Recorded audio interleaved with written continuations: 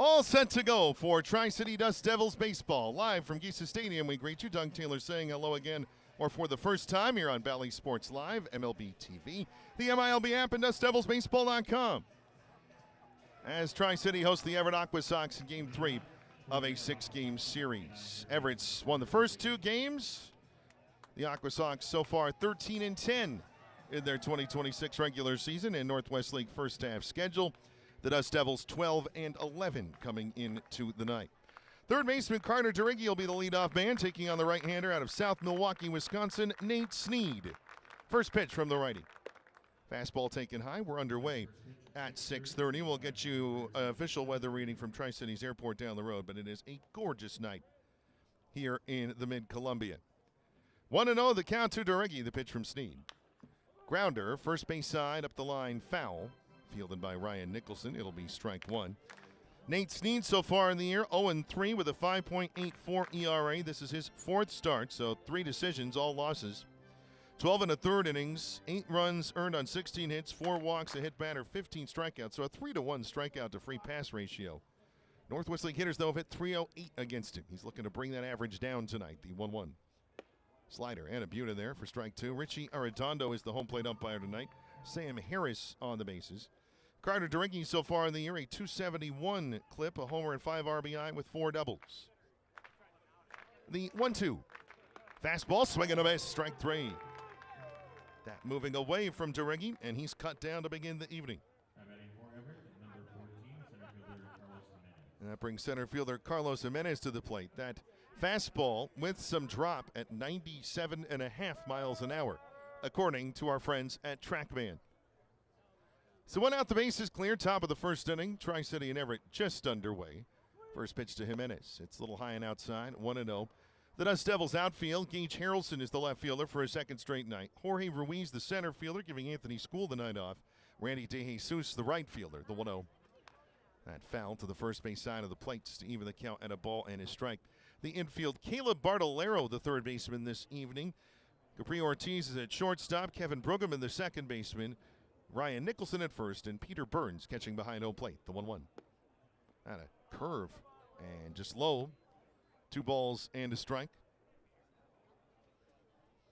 And Carlos Jimenez, 17 RBI, leading the AquaSox in that category this year, has 2 homers, hitting .257, the 2-1.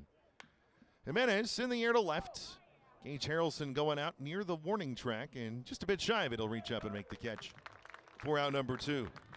It is a warm evening. The ball should travel decently well. Also, there really isn't a lick of wind. So if you get a ball tonight, you should be able to get one out of here. Long gone are the days of sure homers turning into easy flyouts here at Geesa Stadium.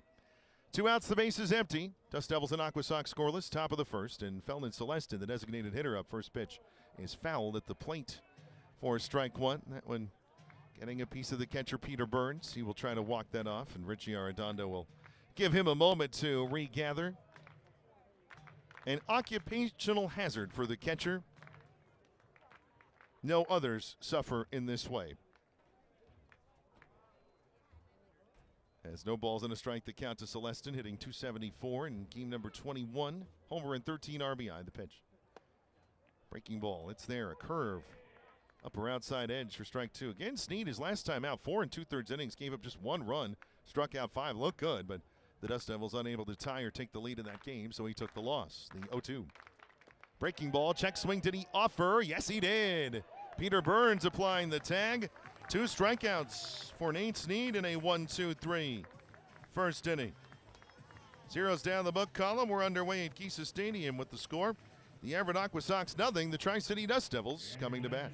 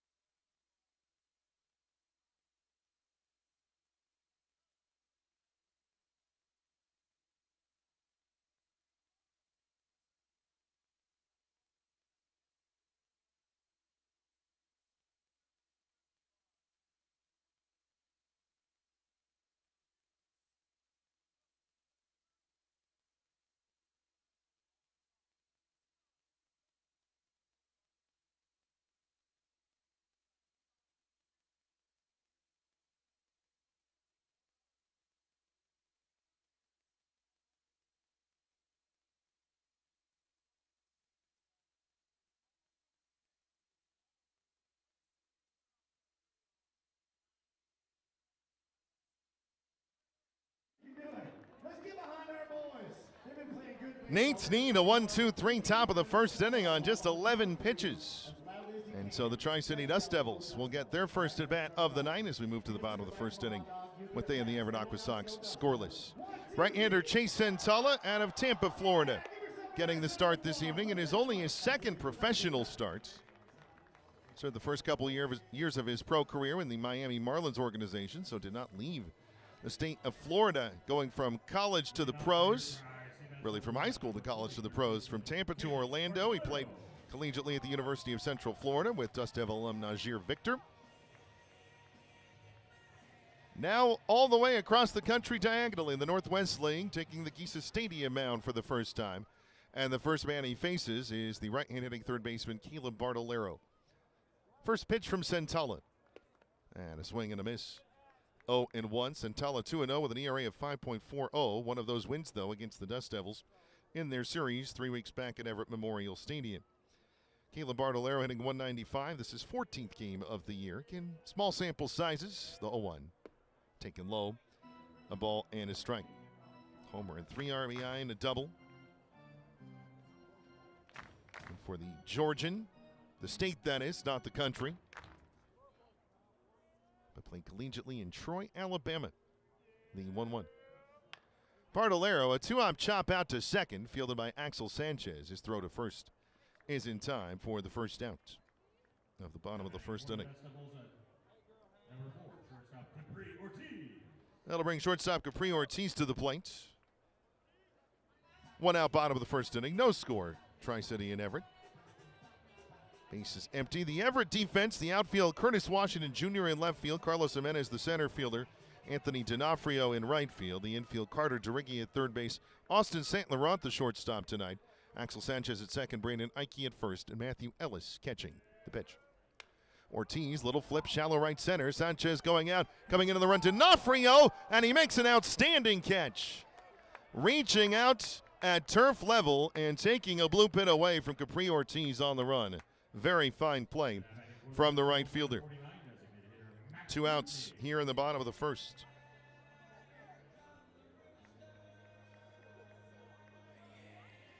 That a stinger for Capri, who had 3 hits last night. Looked like he was going to have one there, but D'Onofrio saying no.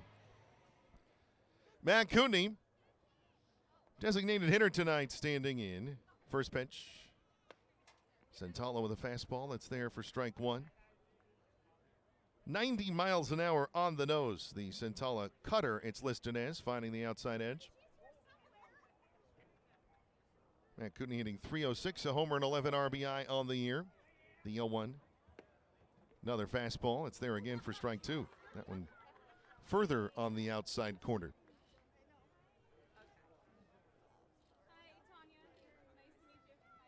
As folks introducing each other or greeting one another below us. The 0-2. Low and inside, 1 ball and 2 strikes. Crowd still finding its way in to Giza Stadium. Never quite know what the field mic will pick up. It picks up a little crowd as well.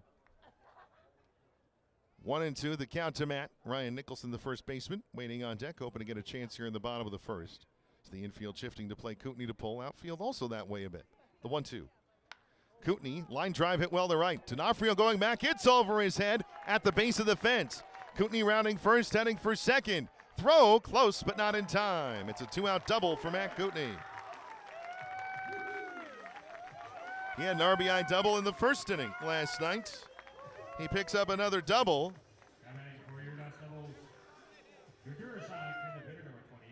As to the base of the fence. And Ryan Nicholson now will get a chance here with 2 outs in the bottom of the first inning. As you may have heard there, woohoo, Jimmy Butcher in the house tonight. I'm sorry to break his heart, but we don't have a beer batter tonight. There'll be no dilly-dillies here at the park, as the first pitch to Ryan Nicholson is fouled straight back 0-1. It is Thirsty Thursday, so every batter in a sense is the beer batter. So sorry, no dice on the dilly-dilly this evening, in case you were hoping for it, listening in the ballpark. Ryan Nicholson, 258, a homer, 10 RBI, 4 doubles on the year. The 0-1. Ryan fouls it, third base side, off the netting and back onto the field to play, 0-2.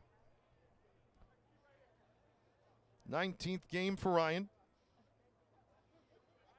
Still getting on base at a .351 clip. It's the slugging that Ryan, I'm sure, would like to pick up. And we've seen it. We know he will. It's just a matter of when. The 0-2.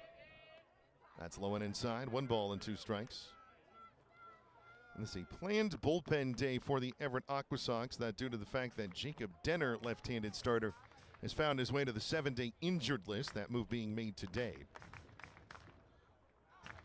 And as a result, right-hander Will Armbruster coming in and taking his roster spot from Single-A Inland Empire.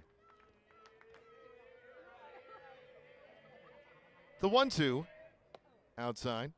2 balls and 2 strikes. Already seeing some strong fan engagement here on this Thursday night.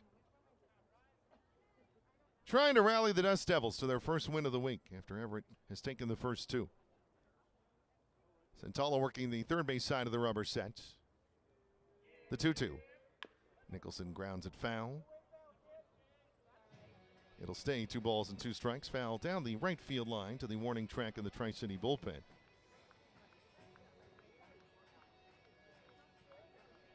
One homer for Ryan Nicholson this year. Of course, the 3-run walk-off on Easter Sunday, helping the Dust Devils sweep the Vancouver Canadians. 7-5 was the final score on that Sunday. The 2-2. Nicholson, a liner up the middle. It goes off Centala to the right side of the infield. There'll be no play. Is Nicholson safe at first? And now the question is, Chase Centala okay? He was shaking his right hand and arm as that one came flying at him. Exit velocity of a little shy of 103. If you were rounding up, it'd go to 103. That thing was stung right back at the right-hander who is holding his right forearm. That's going to be an infield single. And obviously some concern for Chase Centala now, though he's on his feet, talking with Everett athletic trainer Blake Wooten at the moment. And I think they're going to want to see Centala throw a pitch or two. And he is continuing to move kind of the arm and wrist, and as he now attempts a pitch and looks fine.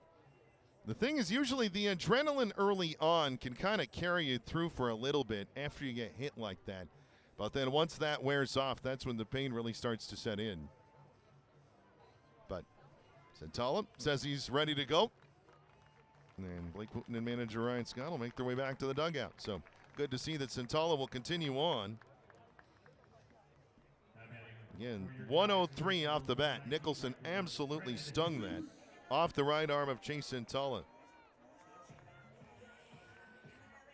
Cooney advancing to third, so it's runners on the corners. 2 outs for Tri-City. Here on the bottom of the first, they and Everett no score, and Randy DeJesus, the right fielder, up. Drove in an RBI with a ground out last night, continuing to see things get going at the plate. The first pitch to Randy. It comes in low. 1 ball and no strikes. And that average, I'm sure, nothing to write home about. But it is quite a bit higher than it was early on in the year. 3 homers, a team-leading 17 RBI, 4 doubles, and a triple for Randy DeJesus. The 1-0. Low and outside. It gets away from Matthew Ellis. The runners will hold.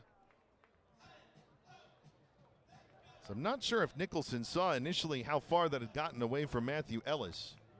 Also, I'm sure, not wanting to be the third out on the bases.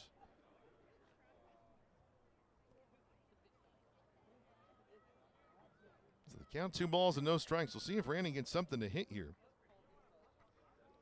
Centala ready, and the 2-0. Pop up first base side. That'll spin foul out of play. Into the tunnel and bouncing away. 2 balls and a strike.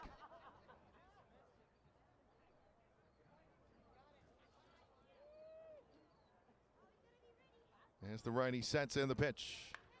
Line drive, hit to right. D'Onofrio going back. It's over him and off the wall. Scoring is Kootenai. Nicholson rounding third. Stops, gets a late stop sign from Dan Billardello. It's an RBI double for Randy DeJesus, and it's 1-0 Dust Devils. So Tri-City the first to strike tonight.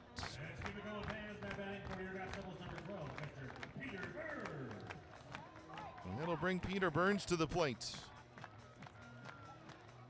Make it 18 RBI on the year for Randy DeJesus as he extends his team lead. And 2 in scoring position for the Dust Devils, still with 2 outs. First action of the week for Peter Burns, his 9th game of the year, hitting .269 with 4 RBI and 3 doubles. 1-0 Tri-City here in the bottom of the first, second and third 2 outs. First pitch to Burns, a grounder pulled to the right side. Axel Sanchez has it, his throw to Brandon Ike in time. And on 1 pitch, the inning is over. The Dust Devils pick up a run on 3 hits it ends up being in the first inning. There were no errors and 2 men left. Through an inning in Pasco, the score, the Dust Devils 1, the AquaSox 0. And we're pleased you're here for Dust Devils baseball.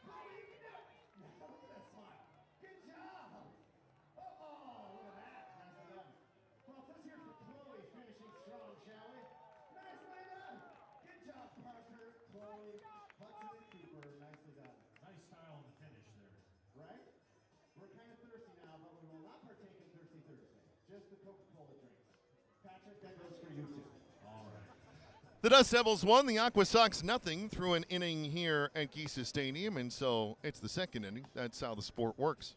And Nate Snead, a 1-2-3 first inning, comes back to the hill for his second time this evening. An 11-pitch 1-2-3 first with a pair of strikeouts for the Tennessee Volunteer, originally from America's Dairyland. Matthew Ellis, the catcher, will stand in as Snead nods. And from the line, the first pitch of the second. It's a fastball for a strike, 0-1. Ellis, Brandon Ike, Axel Sanchez. 4, 5, and 6 for Ryan Scott's AquaSox, the 0-1. Little outside, a ball and a strike. And this is a 3-game Northwest League night. One is underway around our schedule, the 1-1. Ellis pulls a grounder foul up the first base and right field line for strike 2. The Spokane Indians already leading the Eugene Emeralds 2-0 bottom of the first inning down at PK Park. Still to come, Vancouver and Hillsborough, 7:05 start there. The 1-2. Ellis takes a fastball high and a touch outside. Make the count 2 balls and 2 strikes. And Everett so far 6 of 8 in the season series. The 2-2 curveball tipped by Snead out to second. A strange hop. It gets away from Kevin Brueggemann, and Ellis is safe. I would have to think that an infield single. The English go in a couple of different ways. Again, I'm not the decision maker, though. The hit goes on the board.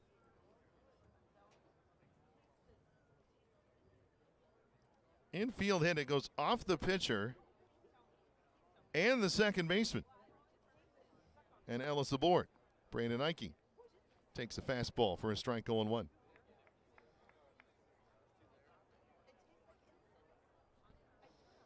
Ike has done some damage at the plate this year and against the Dust Devils, the 0-1. That tip foul. He's down 2 strikes. Brandon Ike against the Dust Devils this year, hitting .375 with a pair of homers, 5 RBI, and 3 doubles. So out of his 6 hits, 5 have been extra base hits. He has 4 homers, 10 RBI. On the year, all the doubles against Tri-City. The pitch fouled into the netting behind home plate to the first base side. 0-2. We talked about it before as well early on with Nate Snead. It has seemed the second trip through the order has given him some difficulty. First trip, by and large, has been fine, although the AquaSox did get him for a couple in Everett. The 0-2, a grounder on 2 hops, picked by Caleb Bartolero. The throw to second for 1, throw to first not in time, but Tri-City will get the lead runner. Good pick from Bartolero. It ends up a 5-4 fielder's choice at second. One out in the inning and a runner at first. Top of the second is the inning. Tri-City leading 1-0. Here is second baseman Axel Sanchez. And again, there's been a defensive whiz played in this league for parts of 5 seasons. The pitch instead is a throw over to first. Back safely is Brandon Ike. Ike, no steals, no attempts so far this year. He's one of only, actually just one regular Everett AquaSox who does not have a stolen base this year. Everybody else has at least one. The pitch. Sanchez swings and misses. Slider that time. No balls in a strike. That came in at 85 miles an hour.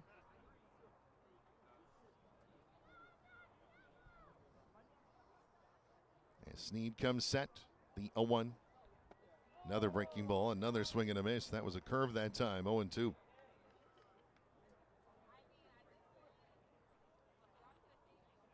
Sanchez taking a moment. Again, still not an old man in this league at all. Axel Sanchez is still just 23 years old. So he was with the AquaSox at 19, the 0-2. That's just outside. Or low, make it 1-2.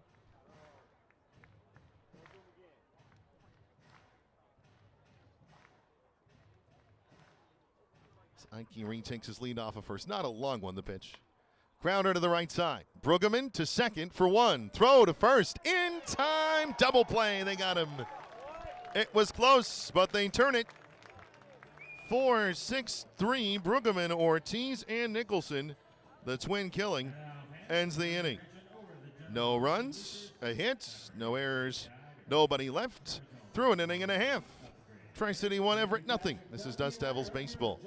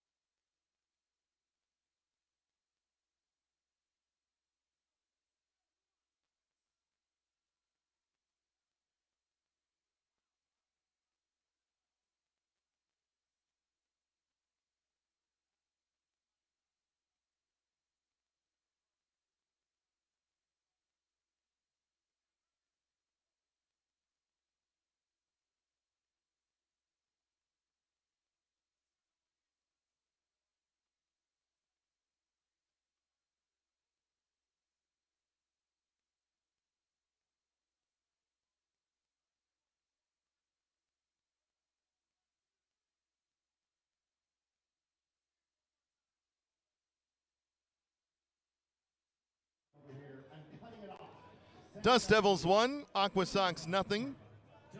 Bottom of the second on the way here in Pasco. Chase Santala continuing on after taking a line drive to the right arm from Ryan Nicholson in the bottom of the first.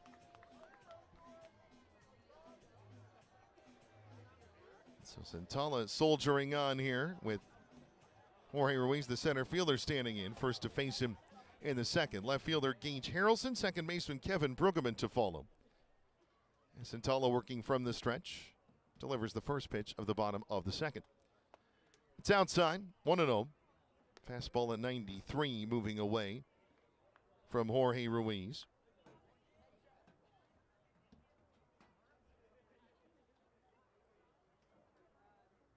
Santala the 1-0.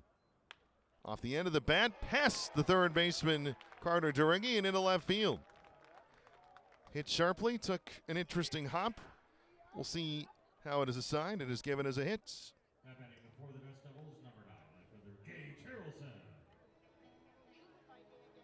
So that ends up out in left field. And so Jorge Ruiz has a single to start his night. Already 4 hits for the Dust Devils. We're in the bottom of the second. They had 10 last night. Here's Gage Harrelson. First pitch. He squared to bunt. It came in low and inside. He pulled away. 1 ball and no strikes.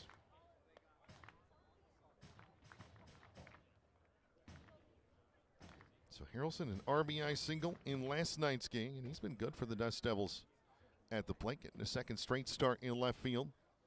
The 1-0, again he squares. Bunt attempt, foul at the plate. A ball and a strike. Harrelson sitting at .292 in 10 games. Has a double, 4 RBI. Still looking for his first pro homer. Had a hit in his first pro at bat here on Easter Sunday against Vancouver. Throw over to first, back safely is Jorge Ruiz.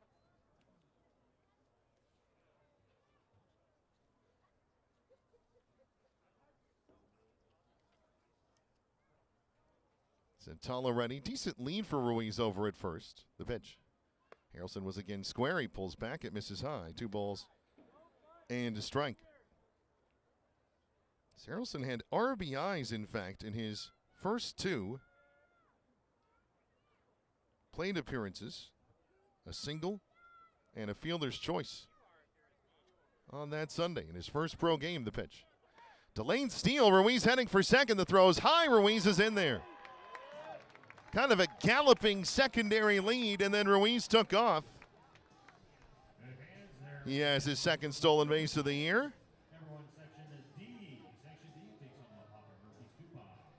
And apparently the folks in Section D getting a coupon from our friends at Papa Murphy's, the take and bake experts.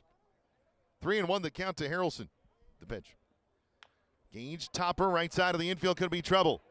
There'll be no play. Harrelson is an infield hit. Ruiz breaking for the plate as the ball gets away. He's going to score. As Axel Sanchez ended up almost literally booting it all the way to almost the first base side of the home plate circle, but far enough away. Ruiz advancing to third on the initial hit. He just kept going. And he's in to make it Tri-City 2, Everett nothing in the second. That will be an infield hit for Harrelson. Do not believe it'll be an RBI, though, and I think you'd have to say really it shouldn't be. And the E4 brings in the run. Here's Kevin Brueggemann, the second baseman. First pitch as he squares. That's a fastball taken for a strike, 0-1. That is a fielding error assigned to Axel Sanchez. Guy who is usually a very good defender, but sometimes the ball gets you. Still nobody out is Brueggemann. A pitch, a swing, and a miss, 0-2. So that came in on the hands.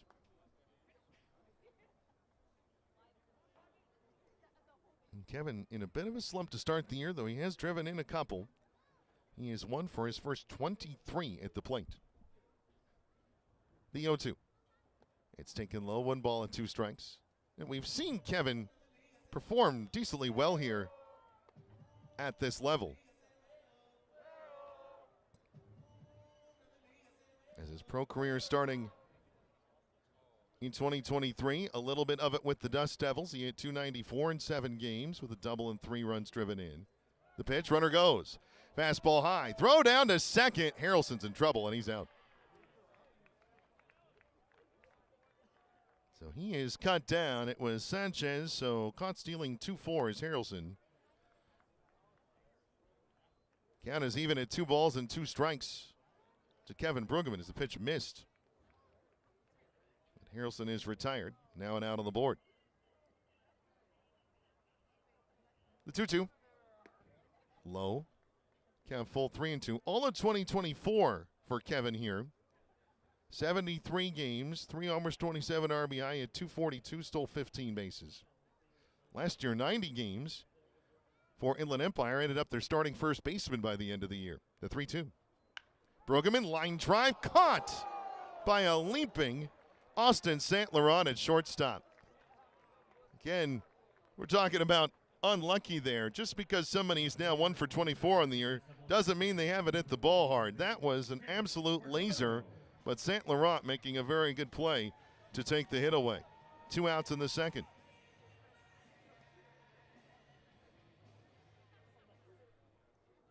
Back to the top of the order. First pitch to Caleb Bartolero is foul back. No balls and a strike. As Kevin Brueggemann, 104 off the bat. Absolutely scorched that liner, but it was caught. The 0-1. That's low and inside, a ball and a strike. So we've seen it really in this inning. You can hit a tumbling ground ball that's slowly out to the right side of the infield. That's a hit. And you can absolutely crush a ball, and it finds Everett leather. That's baseball sometimes. Really, all the time. The 0-2.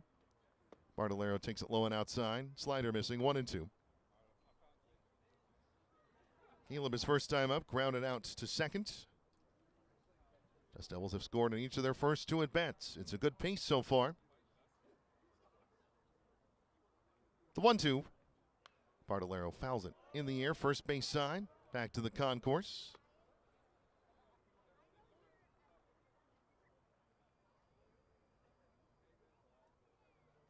Infield is playing Bartolero to pull. Outfield almost straight away, really. Santala set and the 1-2. Bartolero, liner down the right field line. That's a fair ball heading toward the corner. Right up against the 320-foot sign. Bartolero pulls into second with a 2-out double. Second time in the last few games. In fact, I think second time in the last couple times that Caleb Bartolero has played that he has attacked a pitch and gone down the right field line, using the whole field to his benefit. The inning extends and a runner in scoring position for the Dust Devils on Caleb Bartolero's second double of the year. So that'll bring Capri Ortiz to the plate. 2-0 Tri-City here in the bottom of the second. Ortiz, who flew out to right, comes up. First pitch, low and outside, 1-0. Good pick from the catcher, Matthew Ellis. As Anthony D'Onofrio, the right fielder, made a very fine sliding catch to take a hit away from Ortiz. It was 2 outs, the base is empty in the first. The Dust Devils with 3 hits, putting a run on the board. This one's starting with hits for Tri-City. Back-to-back hits on the way to at least 1 run. The 1-0. Fastball outside, 2 balls and no strikes.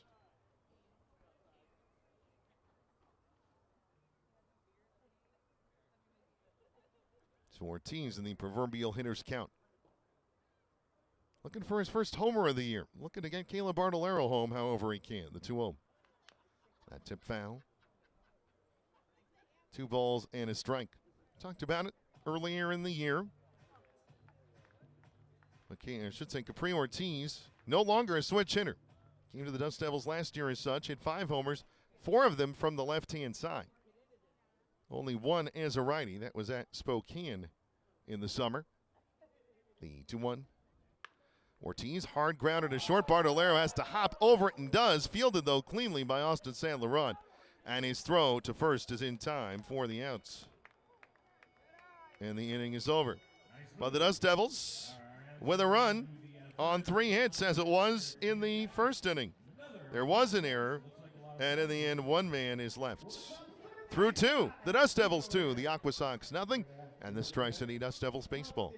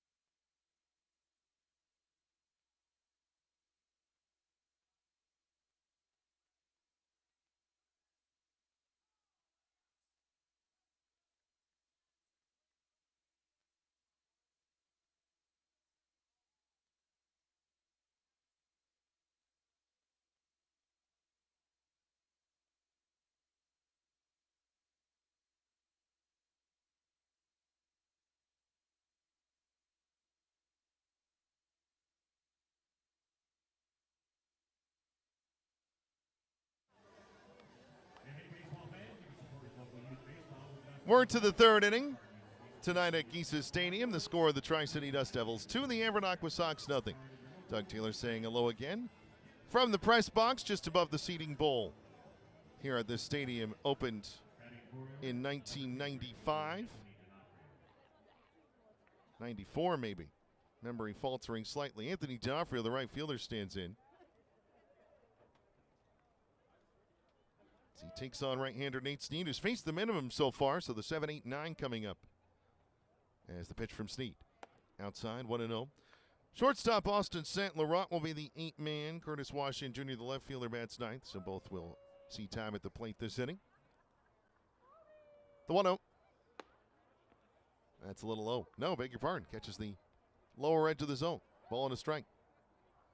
According to the pitch tracking, it was there. The 1-1. That is outside. Curveball kind of moving backwards. 2-1. And not a lot of cloud cover at all. The 2-1. That's a breaking ball fouled first base side. 2-2. Just some light clouds off to our south and west. Blue sky above us.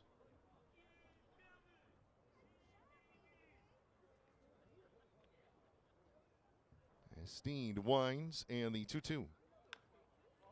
Just in front of the plate fair. Peter Burns to it. His throw in time. Little low, but Ryan Nicholson able to adjust, no problem. And so 1 out in the third. A 2-3 ground outs. And shortstop Austin St. Laurent. Oh, Manu made a nice play defensively last half inning, robbing Kevin Brookerman of a hit. Seen him at second base a couple times. Not at short, though. First pitch grounded foul, third base side. That'll head toward the AquaSox dugout. 0-1.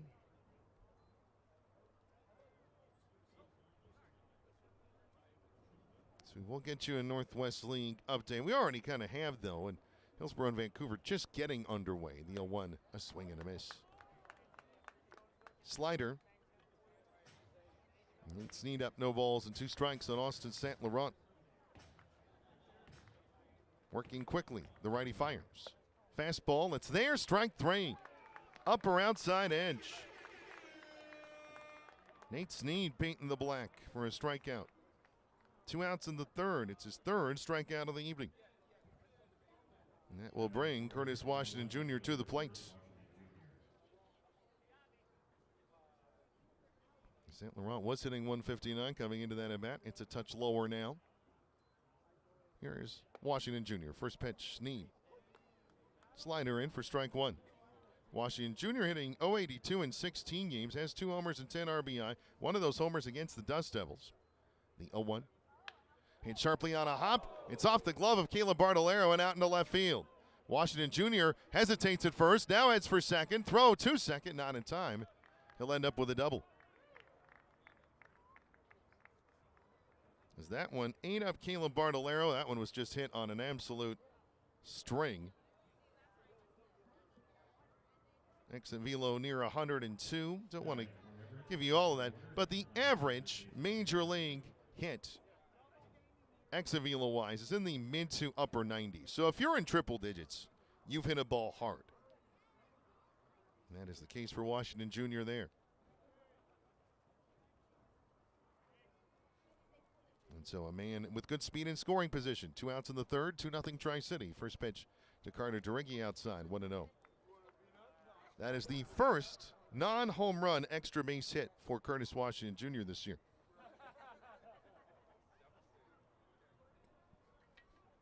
DeRiggi struck out swinging his first time up. As Snead checks the runner, the pitch. That's top foul, first base side. Can't even add a ball and a strike. So far in this one, 2 runs, 6 hits, no errors for the Dust Devils. No runs, 2 hits, 1 error for the AquaSox. Also pleased to report that the scoreboard, after some work earlier today, in perfect functioning condition. The 1-1. Curveball pulled up the first base line, foul.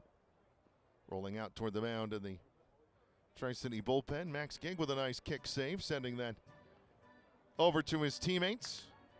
Solid directional play there from the big righty.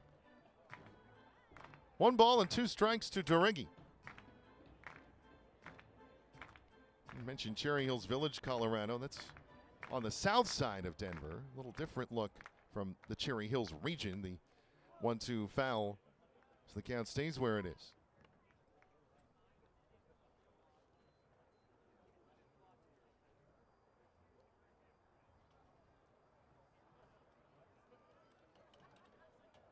So 1-2 the count. Again, Washington Jr. at second. Capri Ortiz trying to keep him closer to the pitch. That's top foul at the plate. And Derigi, I think, had that one go off either his left or right foot. So he'll walk that off a little.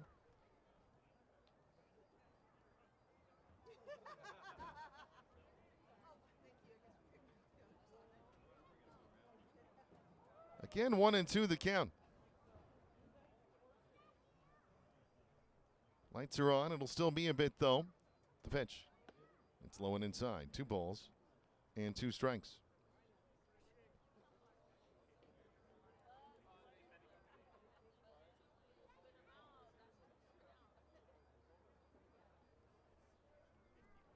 So a guy with speed started the year at Modesto last year. Finished with the AquaSox.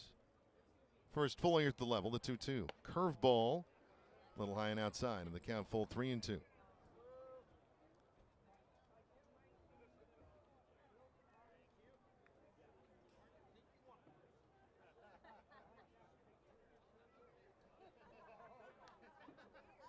Snead settling, and the pitch. That's fouled at the plate.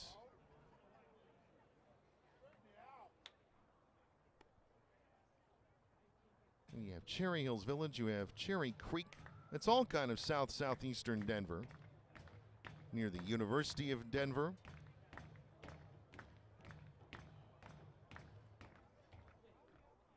Home of the Pioneers, now in the West Coast Conference. The 3-2.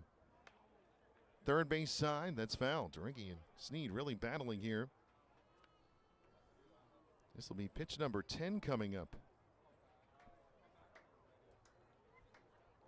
Snead facing his first real stress of the game with Washington Jr. at second. First time tonight that somebody's been in scoring position for the AquaSox.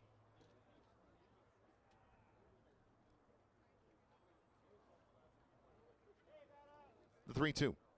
Curveball, and it misses high. Ball 4. So a double and a walk, and it's now first and second for Everett. Here in the third, and Carlos Jimenez, the center fielder, will come up. A 10-pitch walk taken by Derigi. Carlos Jimenez up. He flew out to deep left his first time up. 2-0 Tri-City in the third. The AquaSox with the potential tying runs aboard with 2 out. The pitch. Fastball outside, 1-0.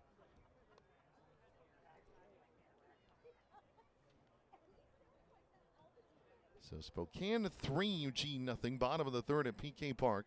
Hillsborough at Vancouver just underway. The 1-0. Jimenez, little pop-up on the infield. Capri Ortiz, the shortstop, into shallow left center. Reaches up, makes the catch.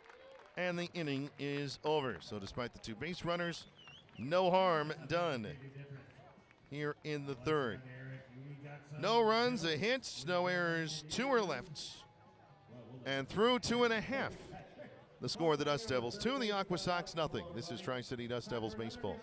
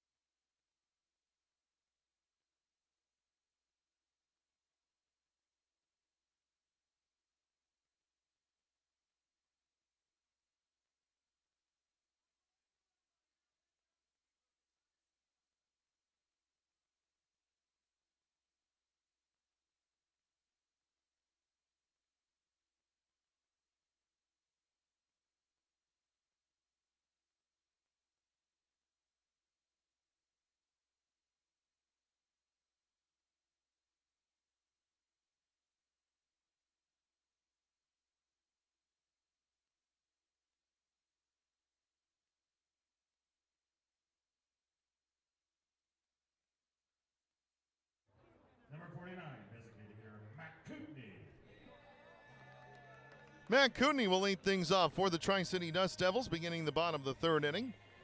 With the score, the Dust Devils 2 and the Everett AquaSox 0. Right-hander Chase Santala been game for the fight. Again, took a line drive off the right arm in the first inning. Continues on to begin the third. First pitch. That are just missing outside, 1-0. As I say that, though, action has begun behind him in the Everett bullpen. A right-hander beginning to loosen. Heart of the order for the Dust Devils and Dan Billardello's side here in the third. The 1-0. And fastball down the middle. 4-1. It'll be Kootenai, Ryan Nicholson, Randy DeJesus. 3 power bats. All 3 reached against Santala in the first inning, leading to the Dust Devils' first run. The 1-1. Kootenai tops it foul to the first base side of the home plate, 1-2. I believe it is the newest entry for the Everett AquaSox getting loose down the left field line. Will Armbruster joining the team today.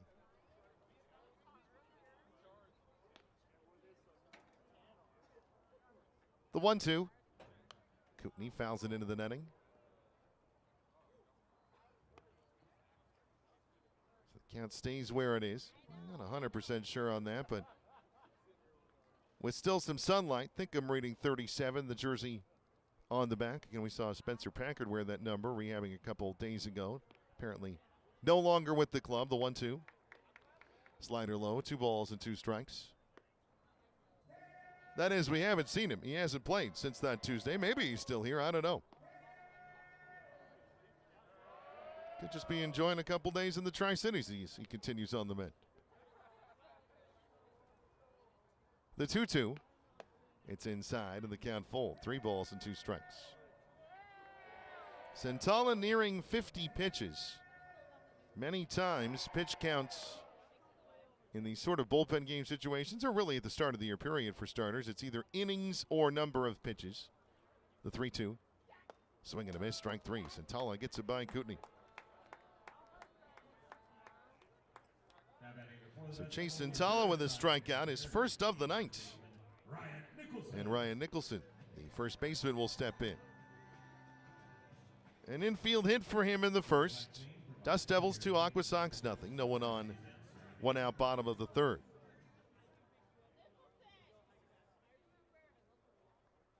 As Santala home, it's low. 1 ball and no strikes.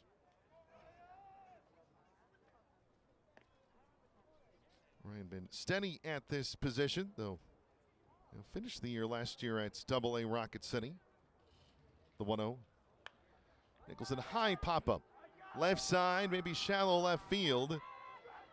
Call made by Curtis Washington Jr., whose momentum carries him onto the infield dirt, but he makes the catch for out number 2. So he was tracking that one well. We're not really to dusk yet here in the Tri-Cities, so the ball's still quite visible in the sky.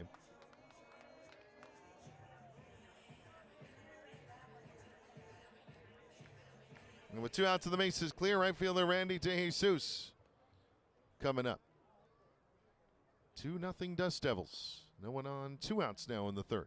And the pitch from Chase Santala. Cuts in, missing low. 1 ball and no strikes. Did want to get you a weather reading. We were right on at 6:30 tonight. And out at Tri-Cities Airport, it was 79 degrees. Again, just been a gorgeous day here. The 1-0. DeJesus, little flip, shallow center, going out, tracking and making the catch is the second baseman Axel Sanchez. And the Dust Devils are retired in order for the first time tonight. Zeros down the book column. We've played 3 innings here in Pasco. With the score, the Dust Devils 2, the AquaSox 0. This is Dust Devils baseball.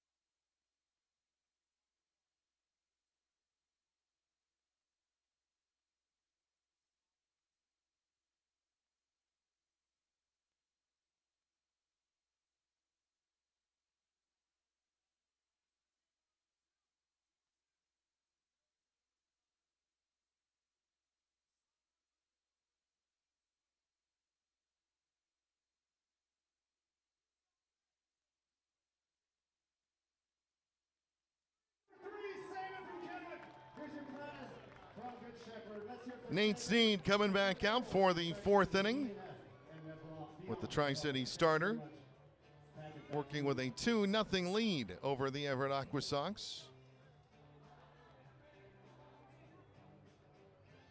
And on this sunny and beautiful day, we again welcome you to Dust Devils Baseball. Felton Celestin, the shortstop, will be the leadoff man. And I beg your pardon, he's not the shortstop tonight. He is the designated hitter. Just going off of memory there, but he's the DH this evening. Matthew Ellis, the catcher. Brandon Ike, the first baseman, to follow. 3, 4, and 5. So the heart of the Everett order. First pitch from Sneed. Low and outside, 1 ball and no strikes. Celestin struck out on a check swing in the first inning, and 3 strikeouts for Nate Sneed, his first trip through the order. The 1-0. Swing and a miss. Breaking ball. Count even at a ball and a strike. In for a guy who has done some damage this week. The 1-1. Grounder, first baseline, pulled foul, right of the bag. So 1-2 now.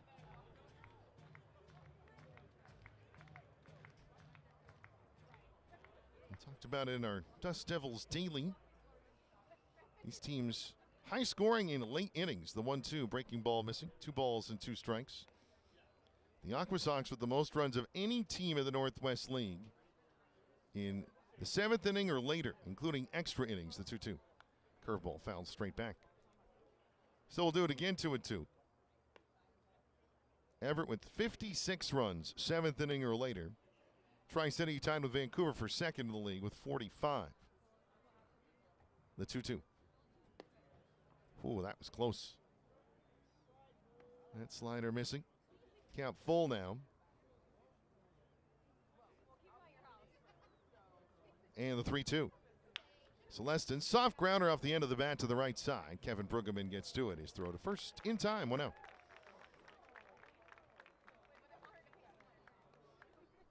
And Celestin did not quite get all of that.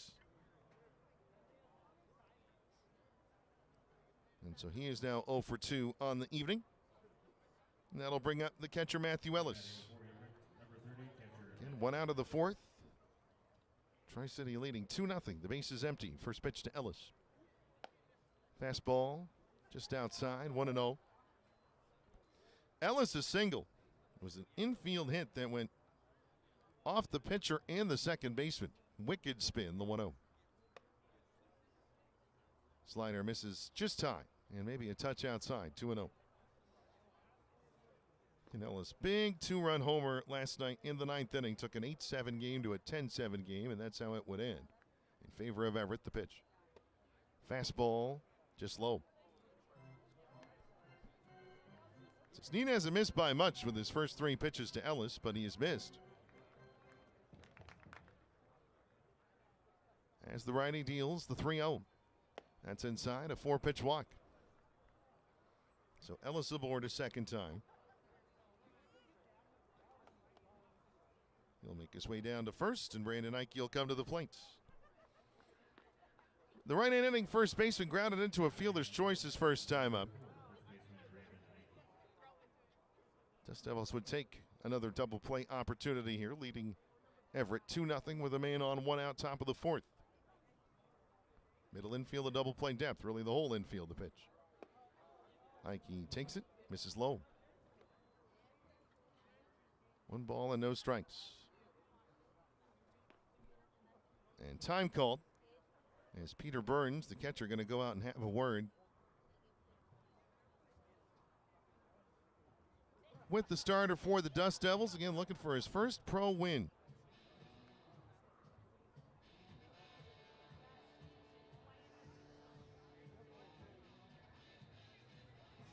Sneed has worked his way up throughout the year. And early on in the season, of course, this is just his 4th start. He's gone basically 60, 70, 80 pitch-wise. 78 his last time out. Probably a little more available for him today. I turned 22 just last month. The 1-0. Ike, high fly ball deep down the right field line. De Jesus going over. He's watching and fair. Just inside the pole, a 2-run homer. Brandon Ike the opposite way, and he has tied the game 2-2 here in the 4th. So the walk gets punished. And Brandon Ike hits his 2nd home run of the week here at Kisa Stadium. It is his 5th of the year, RBI total to 12. And on one swing, the lead evaporates.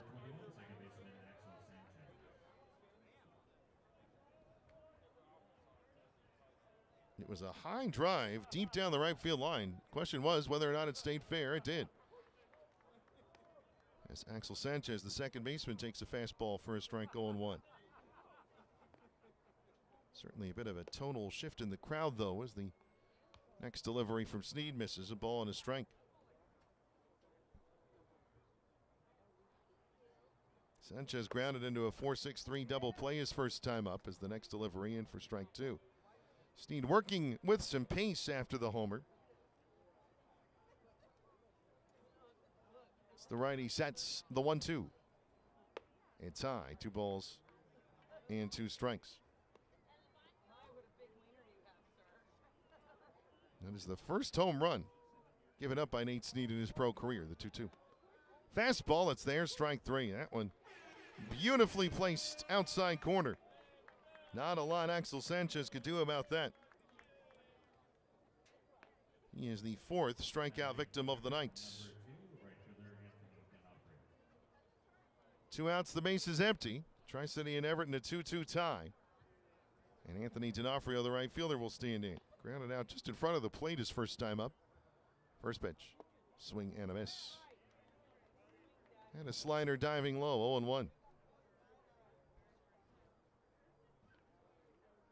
This Everett team, especially of late, they have been punishing mistakes or taking advantage of extra opportunities as the next delivery is a slider low, a ball and a strike. The Devils are going to need a few more tonight, the 1-1. D'Onofrio fouls it back, 1-2.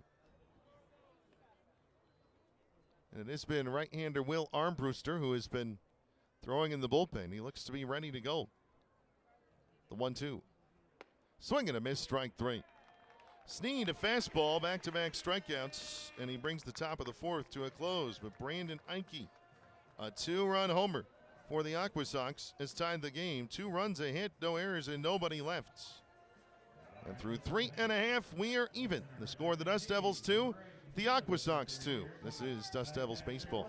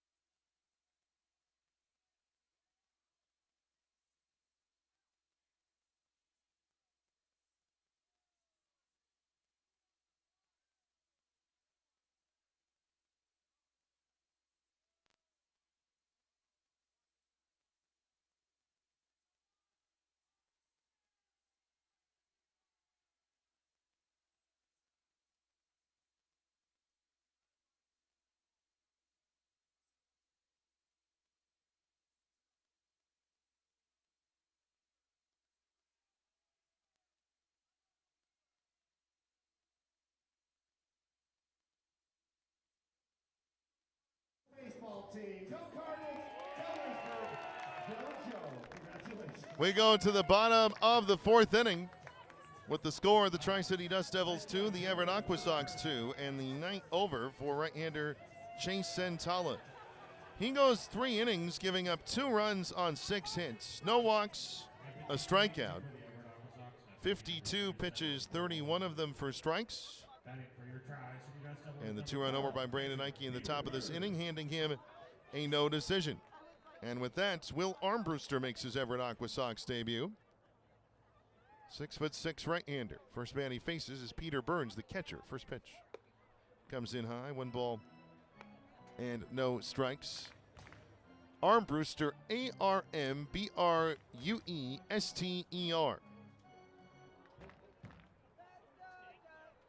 The 1-0. That one misses high. 2 balls and no strikes.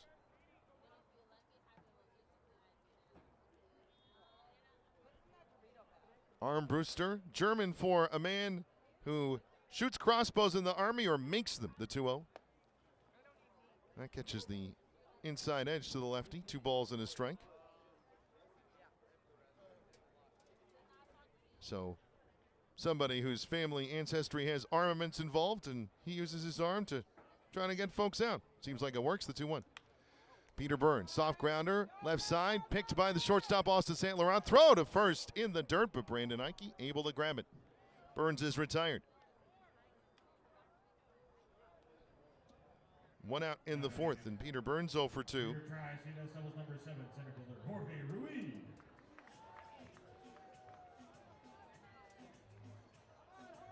Jorge Ruiz will stand in. Singled and scored in the 2nd. Dust Devils with their runs, 1 each in the 1st and 2nd. And the 2-run blast by Brandon Ike tying the game in the top of the 4th. And if you're just joining us, you're up to date. First pitch from Armbruster. Check swing. Ruiz ruled to have offered it the pitch. Strike 1.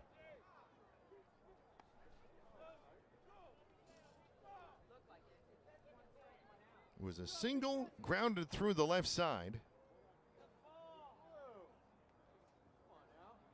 As Armbruster, the 0-1. Ruiz pops it foul, third base side. 0-2 the count.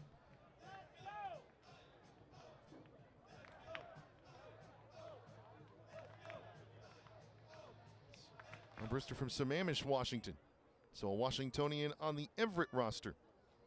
The pitch. Low and inside, 1 ball and 2 strikes.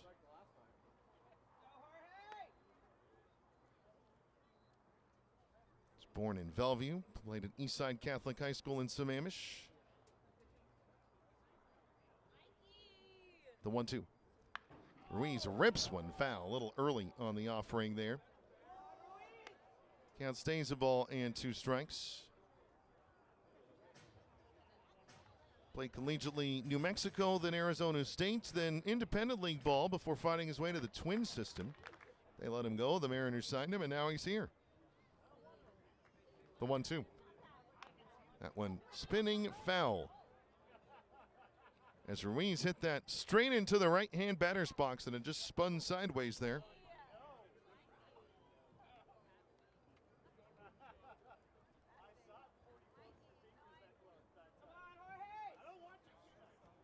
So a new man on the mound.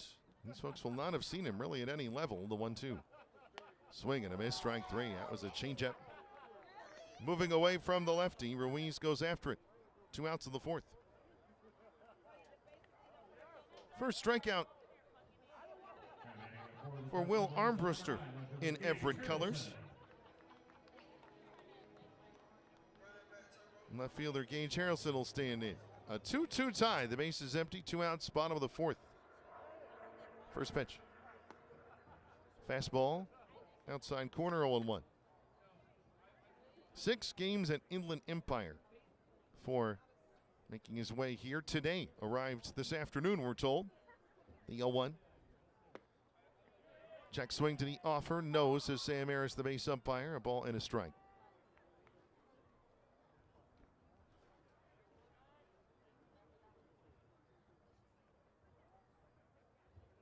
Here's the righty coming set. Glove out in front of his chest, the 1-1. Foul tipped into the glove of Matthew Ellis, strike 2. Gage Harrelson, an infield single, then was caught stealing, trying to get to second in the 2nd. It was his infield single on which, in the end, Jorge Ruiz ended up scoring after stealing a base, though no RBI, the 1-2. Harrelson sends one third base side. Grabbed by Carter Deringy, throw to first, not in time. Harrelson beat it. And seemed like a somewhat routine grounder. Deringy got off a decent throw, but Harrelson coming up the line with speed and a little quicker to first, being a lefty. And he has a second infield hit of the day. That one was just legged out. So a 2-out base runner for the Dust Devils on their 7th hit of the night. And Kevin Brueggemann comes to the plate. 0 for 1. Again, they're not quite telling the whole story. Just an absolutely crushed liner caught by a leaping shortstop Austin St. Laurent.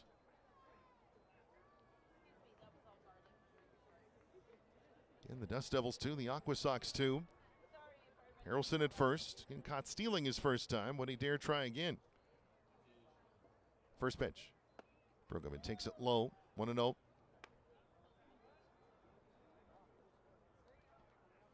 Will Armbruster on the mound, his brother in the Baltimore Orioles organization. So 2 brothers playing pro ball. The 1-0 is inside. 2 balls and no strikes. His brother Justin, even though he's drafted by the Orioles, he's in AAA with the Mets. The 2-0. Swing and a miss. Looked like the changeup. It's the count now 2-1 to Brueggemann. Infield playing him pretty strongly to pull after that line drive. Outfield the opposite way slightly. The 2-1. Fastball high. 3 balls and a strike. Caleb Bartolero waiting on deck for the Dust Devils in the home white, navy, and gold. Hoping to get a shot with 2 on. Harrelson extending the lead a little bit. The 3-1. Inside, ball 4.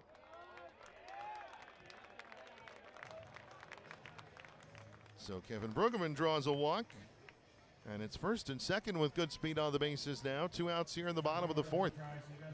Tri-City and Everett in a 2-2 tie, but Caleb Bartolero looking to break that up. Caleb a double down the right field line his first time up. So just waited and sent one late. There's a little space there, though Anthony D'Onofrio, the right fielder, starting to make his way a little bit further toward the line. The pitch. Low and outside, 1-0.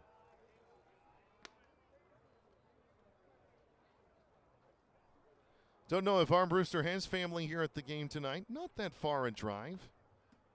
3 hours or so from the east side of Seattle to here. The 1-0. It's high. 2 balls and no strikes. So Armbruster starting to run into a little bit of struggle here. Caleb Bartolero looking for something to hit. He has a homer this year. It was here at Giesa Stadium. It was a bomb out to left. The 2-0. Off speed, and it misses low, apparently. 3 balls and no strikes. Looking at the pitch data, it was there. Did not get the call. And at home, we have that here in front of us. It's a really good pitch from Armbruster, but sometimes not great pitches get called strikes, and great pitches get called balls. The 3-0. It's outside, ball 4.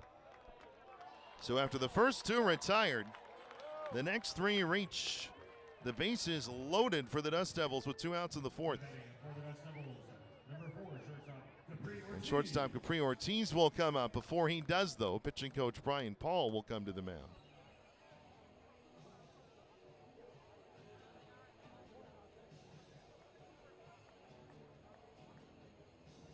Ortiz 0 for 2.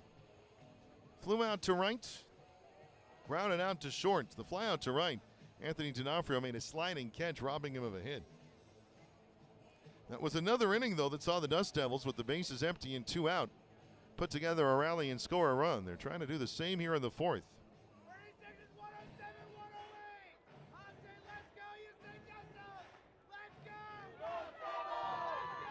So Ortiz in. You have Harrelson at third, Brueggemann at second, Bartolero at first. A 2-2 tie. The Dust Devils and the AquaSox in the 4th. The pitch. Fastball at the top of the zone for strike 1.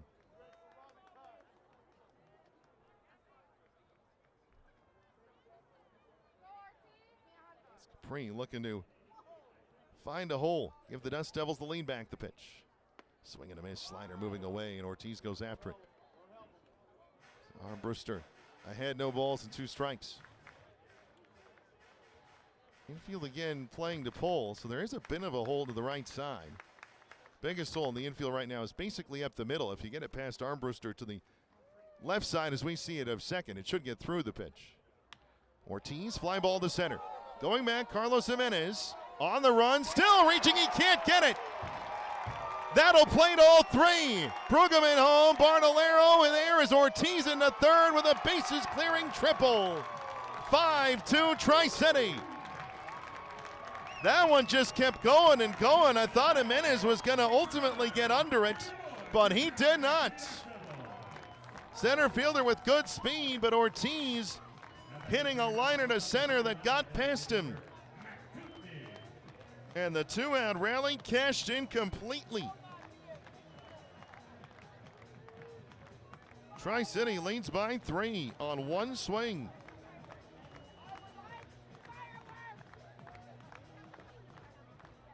That'll bring Matt Kootenai up to the plate. By the way, for Capri Ortiz, first triple of the year, RBI total to 14. First pitch to Matt, fouled back, 0-1.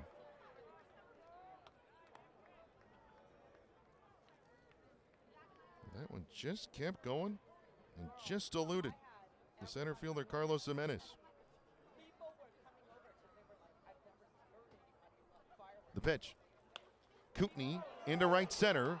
On the run, D'Onofrio in the gap. He reaches out and makes the catch on the run to end the inning. Second nice play by Anthony D'Onofrio in the outfield. That one taking what would have been an RBI hit away from Matt Kootenai to end the fourth. But Capri Ortiz doing major damage, a 3-run triple. It ends up 3 runs, 2 hits, no errors, a man left.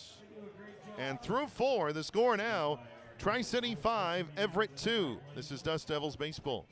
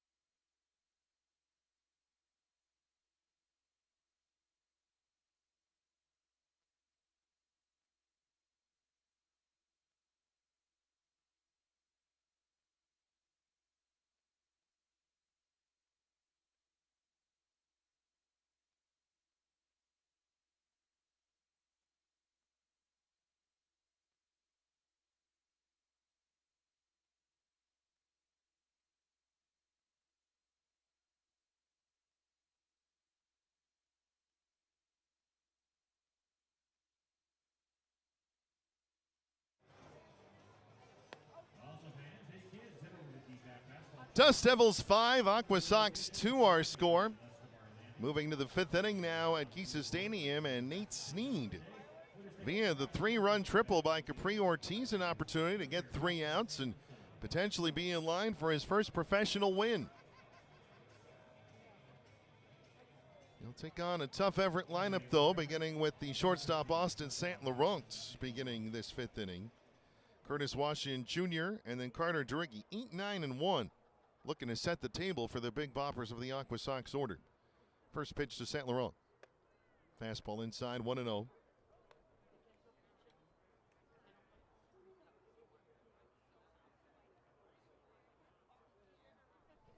St. Laurent struck out his first time up. Next delivery misses outside. 2 balls and no strikes.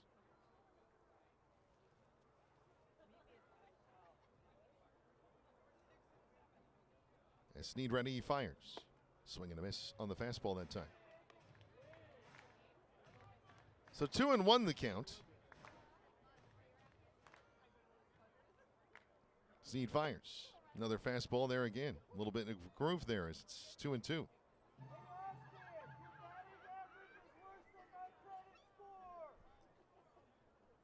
The 2-2, another fastball. It's there again. Strike 3. Nate Sneed went down 2-0 and then just fired 3 fastballs. Thank you very much. For the second time tonight, St. Laurent down on the heater. 1 out in the 5th.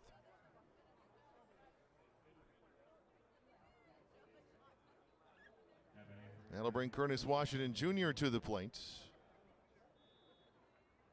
The pitch. Big swing from the left fielder. Foul back for a strike.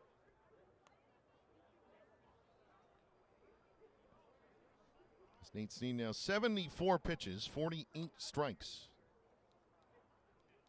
0-1. Swing and a miss. Off speed delivery that time. 0-2. So it looks as though things are starting to move just a little bit in the Tri-City bullpen now. The pitch. Washington Jr. fouls it away. Count stays 0-2. Looks like a right-hander is about to start throwing. Might be Zachary Redner loosening down there, but not yet. The 0-2. Curve swing and a miss, strike three. Got him to chase it out of the zone. For Nate Snead, that's 4 strikeouts in a row through the 6, 7, 8, and 9. And for Nate now, 7 strikeouts on the evening. That's a new career high, by the way.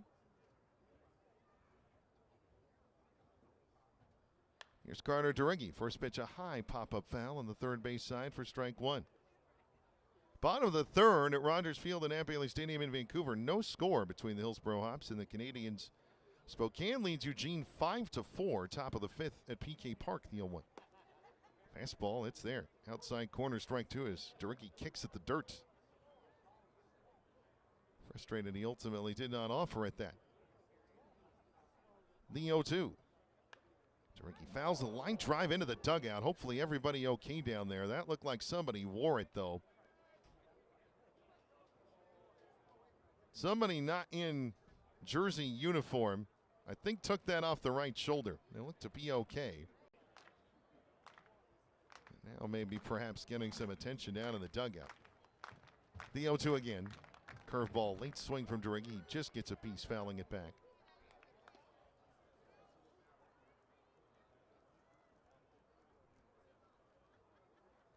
There's Nate Snead looking in. The big righty, the 0-2. Fastball fouled again. Deriggi has worked Snead tonight. A 10-pitch walk his last time up. You want your leadoff man to be somebody who causes people problems in this manner and gets his way aboard. The 0-2. Deriggi a grounder, 2 hops to second. Kevin Brueggemann has it. He throws to first in time, the inning over. 4-3 the ground out, and Nate Snead, the pitcher of record, to the good here at Giesa Stadium tonight. Zeros down the book column. This one's official as we go to the bottom of the fifth with the score. Tri-City 5, Everett 2. This is Dust Devils baseball.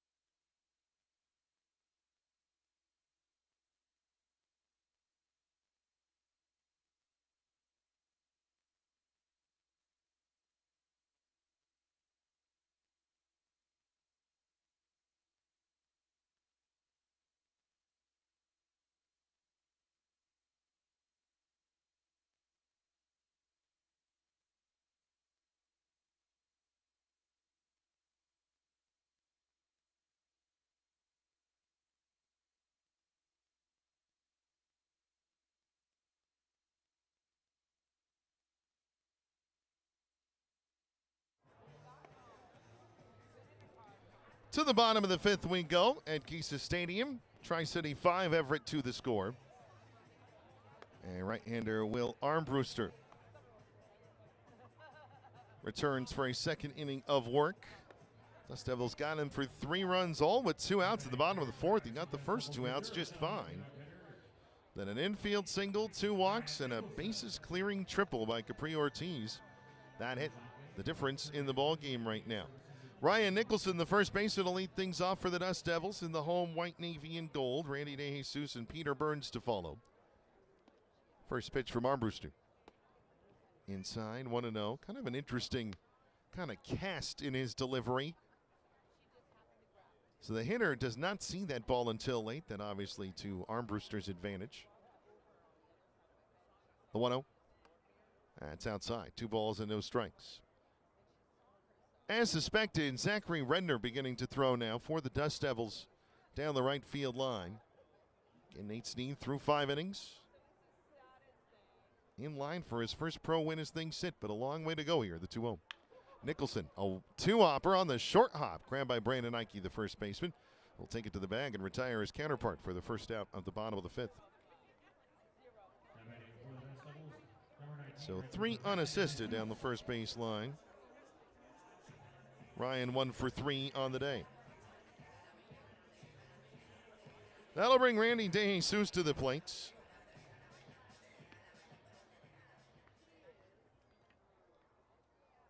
the big right fielder. RBI double in the first, the pitch. Taken low in or outside, 1-0. According to the pitch tracking, Armbruster couldn't have put it better on the low outside corner. The 1-0. And a swing and a miss. Making it a ball and a strike.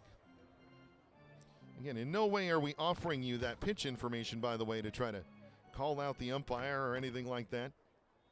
Just we have it available, and ultimately balls and strikes are rule book definition things. The 1-1. Outside, 2 balls and a strike. Obviously, it's always been an art, though, as well as a science. With the ABS system now at the major league level, we figure it's going to filter to us at some point. The 2-1 pop foul, first base side out of play. Count even at 2-2.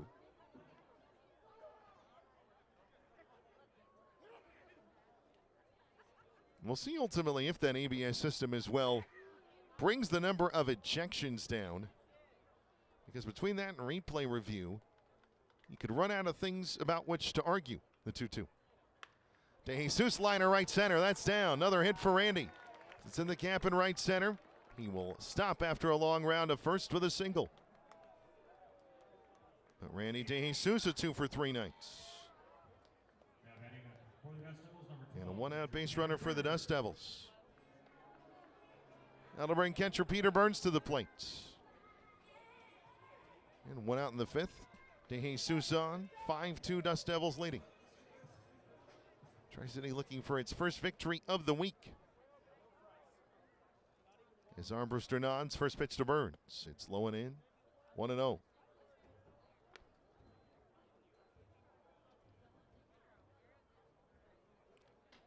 I mentioned both parent clubs of these respective organizations off today.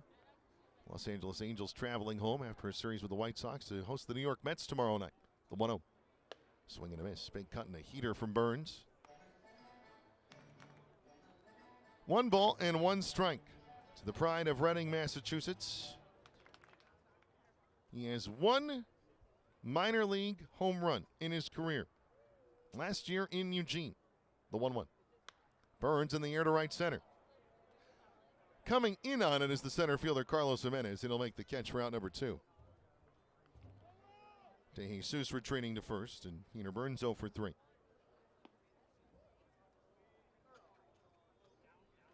That'll bring up center fielder Jorge Ruiz. Dust Devils leading 5-2 here in the 5th. Jorge looking for something that could get in a gap down the line and maybe bring DeJesus all the way back. Pickoff throw to first. Back safely is Randy. Had to dive in, though. Armbruster had a leaning just a little. DeJesus does not have a stolen base or an attempt this year. First pitch to Ruiz. He pulls a grounder on a hop to first. Fair ball. As Brandon Ike ruled to have kept it fair by grabbing it just before it crossed the line. So he'll take it to the bag for an easy 3 unassisted outs. And that is how the inning ends. No runs, a hit, no errors, and a man left. We're through 5 here at Giesa Stadium. Dusty Stash on the go. Kids of all ages enjoy the sprint. Presented by our friends at Pizza Hut. We go to the 6th with Zachary Redner taking over. The score, Tri-City 5, Everett 2. This is Dust Devils Baseball.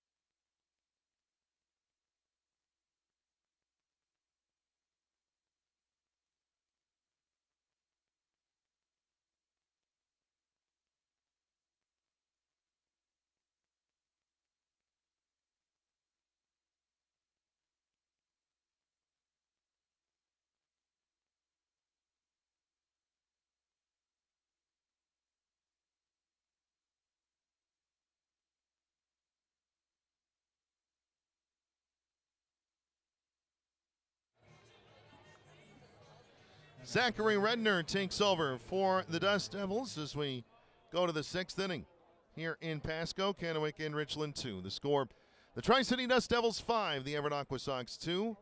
And Nate Sneed's night done and concluded. First pitch from Redner to Carlos Jimenez, grounded to second. Kevin Brueggemann, an easy throw to first. One pitch, one out for Redner here in the 6th.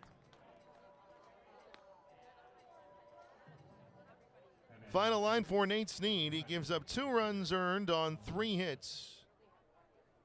He walked 2, struck out a career-high 7. To give up a homer. Sneed throwing 83 pitches, 57 for strikes, and again, he's in line for his first pro win. Feldon Celestin, the designated hitter, takes a slider missing low. Inside as well. 1 ball and no strikes. Celestin 0 for 2 tonight, the pitch. Fastball, it's there to even the count at 1-1.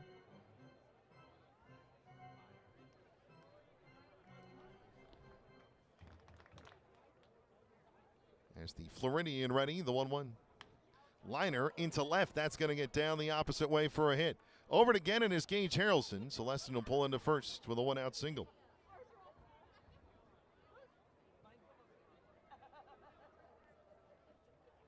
So a base runner for the AquaSox here in the 6th.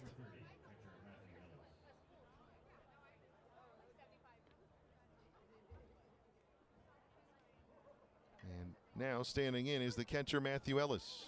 5-2, Tri-City leading here in the 6th, but a man on with 1 out. First pitch from Redner. Baseball missing a little out, 1-0.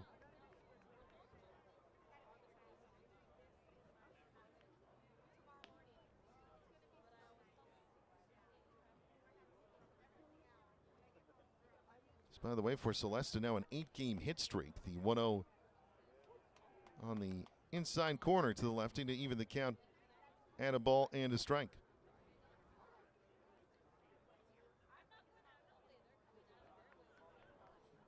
Redner working from the stretch, the pitch. It's low. 2 balls and a strike.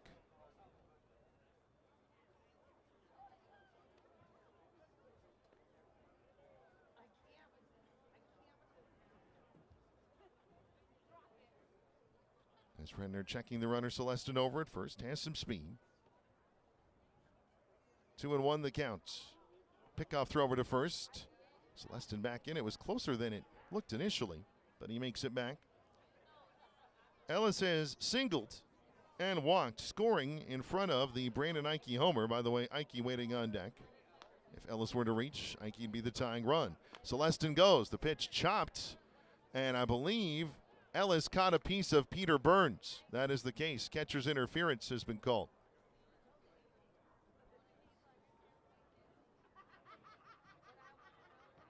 So it'll be first and second for the AquaSox here with 1 out of the 6th. And Brandon Ike will come up as the potential tying run.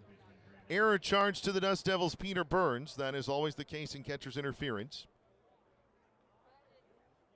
As the swing of Ellis coming through, apparently catching the glove of Burns or something of him. And so as a result, it is an error charge to him, not to the batter. So here is Brandon Ike. 2-run homer and a fielder's choice. As time called, Zachary Redner did not come home in time, so the pitch clock runs out and it's 1-0.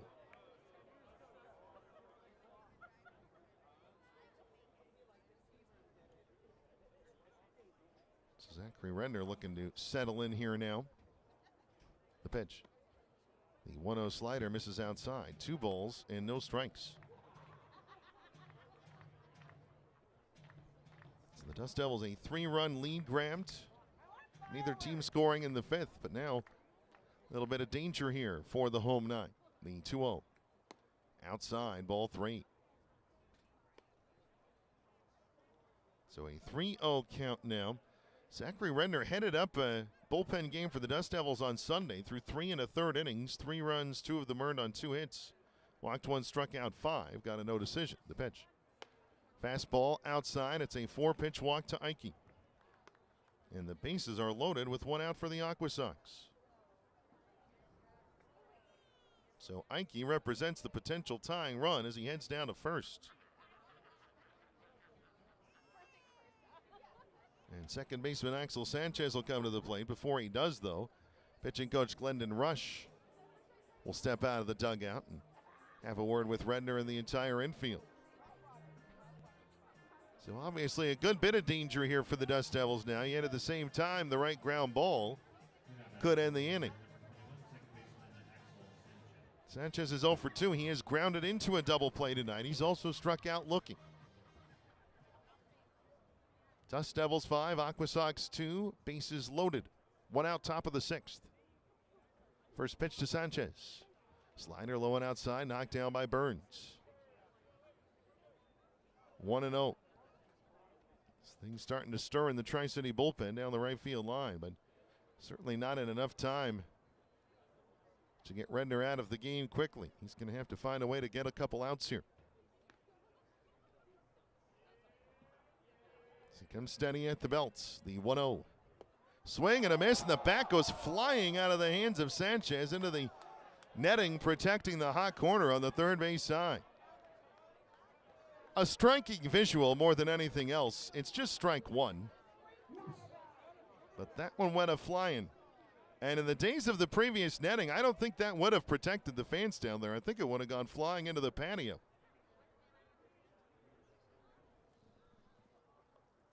So just 1-1, and Sanchez back with the bat in his right hand. Runners with their leads all around. The pitch. Fastball, take in, just low. 2 balls and a strike. There's action in the Everett bullpen. Looks like Wyatt Lunsford Shankman, big right-hander, loosening down there. As we get near dusk here in the Tri-Cities, the 2-1. Swing and a miss, strike 2. Not a well-placed sinker, bottom of the zone. It was there. 2-2. You have Celestin at third, Ellis at second, Eike at first. Redner looks in. He set the 2-2. Breaking ball hit in the air to left. Looks like it's going to be deep enough to score a run as Gage Harrelson catches it in pretty deep left center. Celestin will come home for a run. Everybody else holds. A sac fly for Sanchez. It's now the Dust Devils 5 and the AquaSox 3.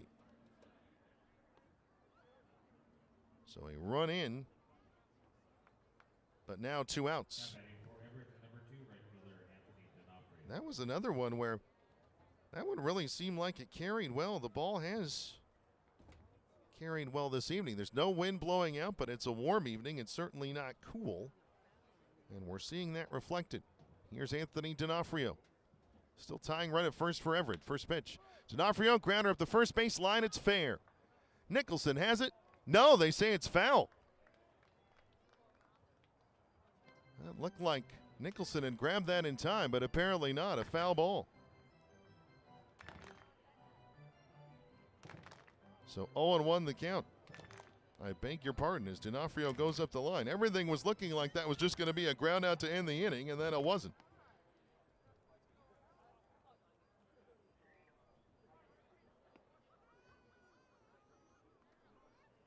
So Redner set, and the pitch.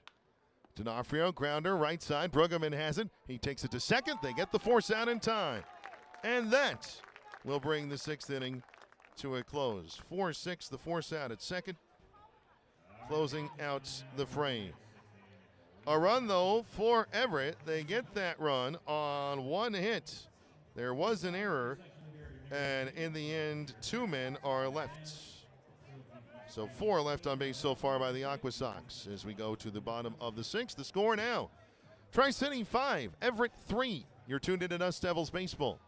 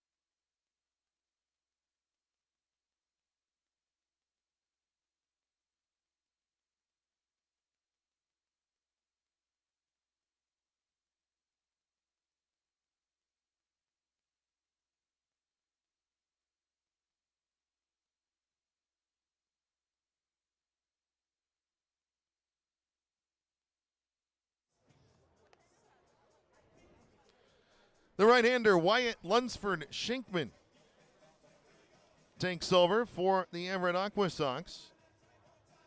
Tri-City 5, Everett 3 the score as we get ready for the bottom of the 6th inning. The night is over for Will Armbruster, making his Everett debut and covering a couple of innings for the Mariners High A affiliate. He is the pitcher of record for the visitors as Lunsford Shankman ready, and the pitch to Gage Harrelson. Low and outside, 1 ball and no strikes. Final line for Armbruster.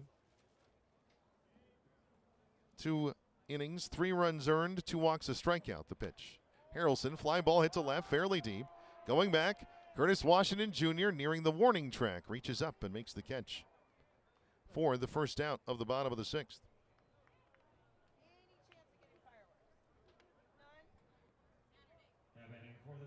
So 1 out to begin the 6th.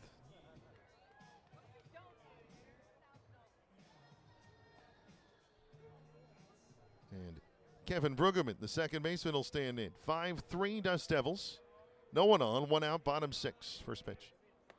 Kevin takes it inside, 1-0.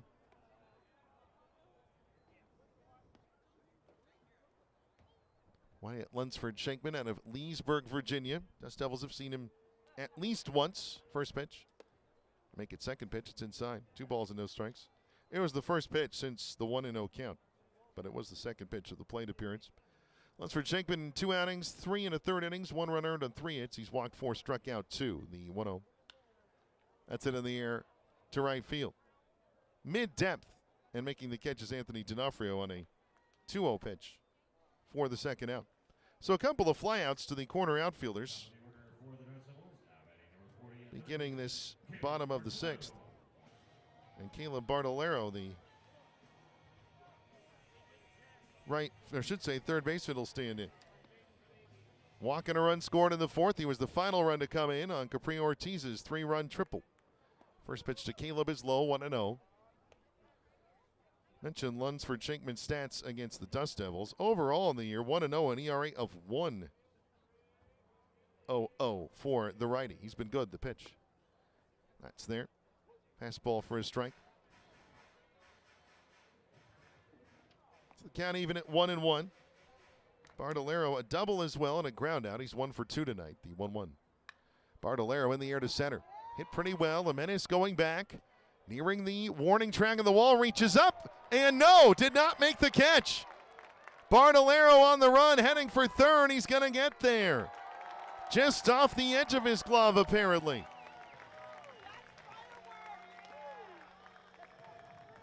So we'll see how it's scored, but Bartolero is at third with 2 outs.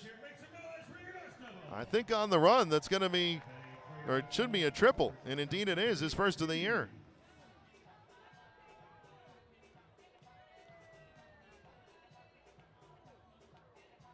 That's one where, again, I think Jimenez will tell you should have caught it at the same time he was on the run going back. Not a routine play. So here is Ortiz with an RBI opportunity. As Arredondo clearing, the pitch clock running out on Wyatt Lunsford Shankman. So it is 1-0 to Ortiz. And what you saw pitch-wise never happened. Lucas Knowles, the lefty, warming up in the bullpen for the Dust Devils. We'll see if he comes in for the 7th, the pitch. Ortiz through the right side, and he picks up his 4th RBI of the night. As Bartolero scores, it's 6-3 Tri-City. So another 2-out lightning strike for the Dust Devils. Triple and single, Capri Ortiz.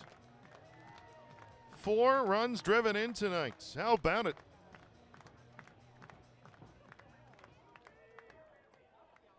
And Matt Kootenai, the designated hitter, up.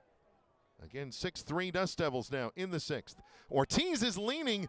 The throw, though, is picked low, and Capri gets back in.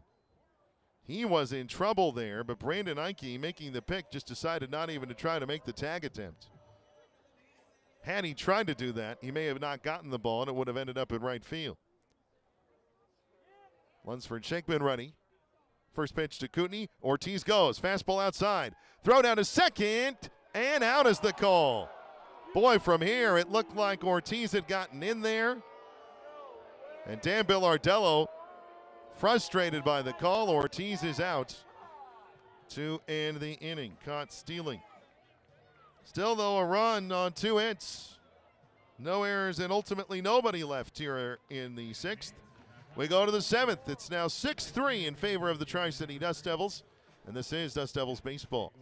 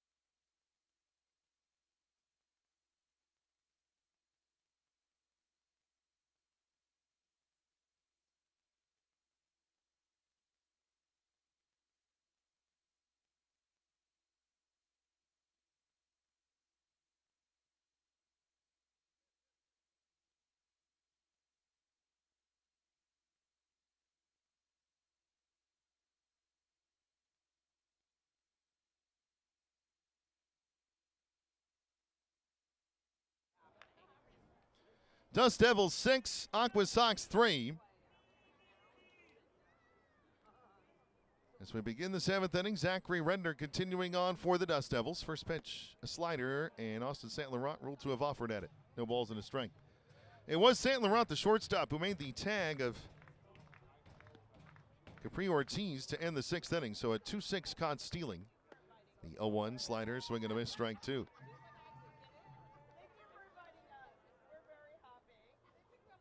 As the Dust Devils restoring the 3-run lead. Triple by Caleb Bardolero, single by Capri Ortiz, who's driven in 4 tonight. The 0-2. Slider low and outside. Redner going to the well again, and this time St. Laurent laying off it. He has struck out twice, both times looking. Those were against Nate Snead. The 1-2. Fastball fouled. As the count stays where it is.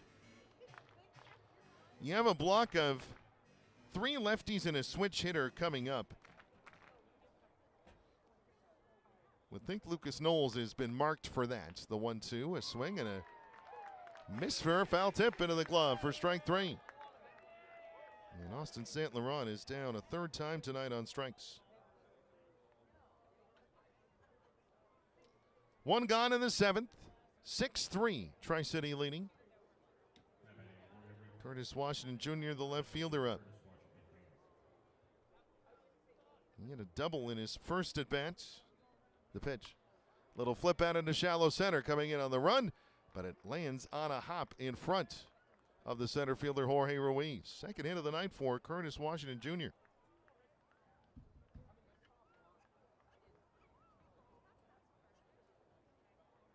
So the left fielder who came into the night with a batting average under 100, 082. 4 for his first 49 this year. Single and double, and the call made to the bullpen now, as Zachary Redner will have the ball taken from him, and Lucas Knowles will make his way in for the Dust Devils, the lefty out of Olalla, Washington these days. So we have a pitching change with 1 out here in the top of the 7th. A runner at first, the score, Tri-City 6, Everett 3, and we are back shortly with more Dust Devils baseball here at Bally Sports Live, MLB TV, the MILB app, and DustDevilsBaseball.com.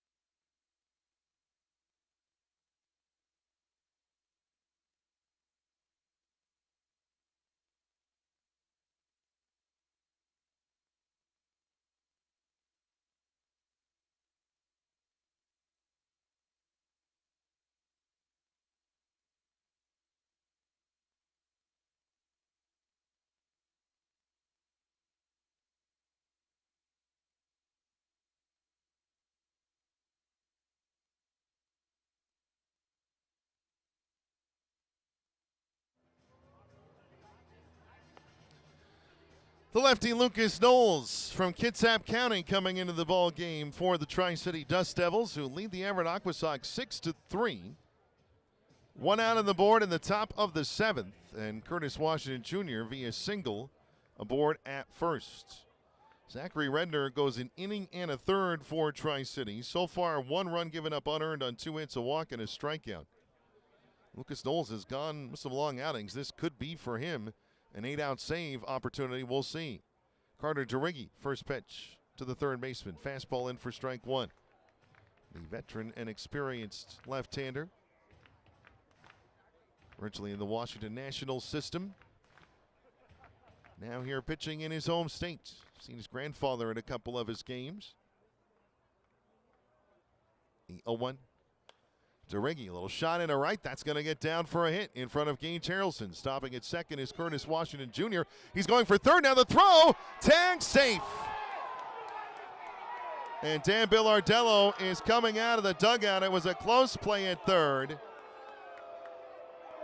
Second play in as many innings where the tag has been close. Would need to see a replay of that one. Billardello can barely keep his face in the direction of Richie Arredondo, the home plate umpire at the moment. So the conversation continuing in his second and third as Gage Harrelson bobbled the ball out in left field, so there will likely be an error involved on the play. Indeed there is. So give DeRiggi a single.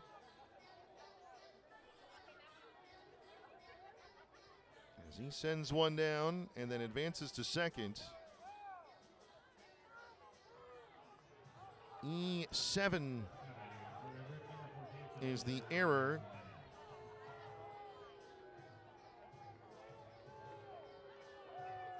A very close play at third. Call doesn't go the Dust Devils' way.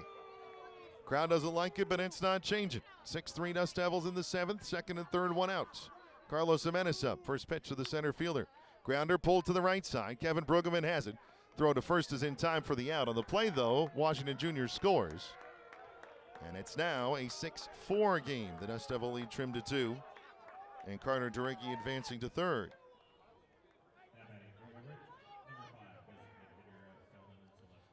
That run will be assigned to Zachary Redner. As things stand, though, it's an unearned run, so it would not affect his ERA. Either way, it counts in this ballgame. Felnine Celestin up. Designated hitter, 6-4. The Dust Devils up a pair. Runner at third, 2 outs in the 7th. First pitch from Knowles. Fastball outside, 1-0. So again, it's a 4-3 groundouts for Carlos Jimenez. He's 0 for 4, but he does bring in the run. The 1-0. And a fastball high and a little outside. 2 balls and no strikes.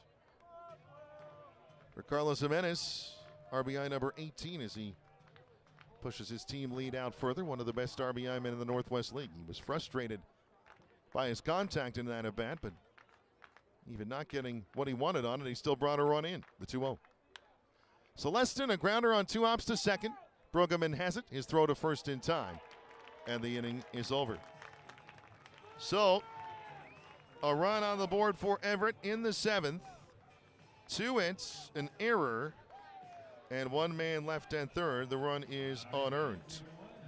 Time for us to stretch here at Kisa Stadium. The Tri-City Dust Devils 6, the Everett AquaSox 4. Dust Devils baseball coming back right after these messages.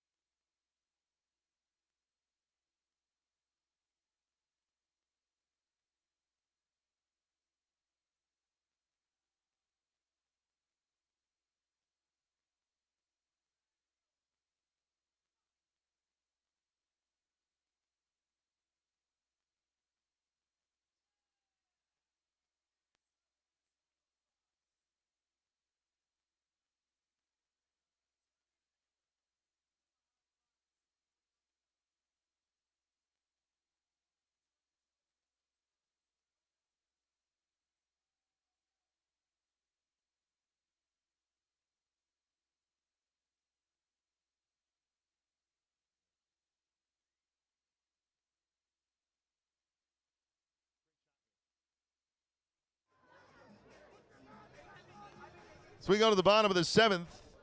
Tri-City 6, Everett 4 the score.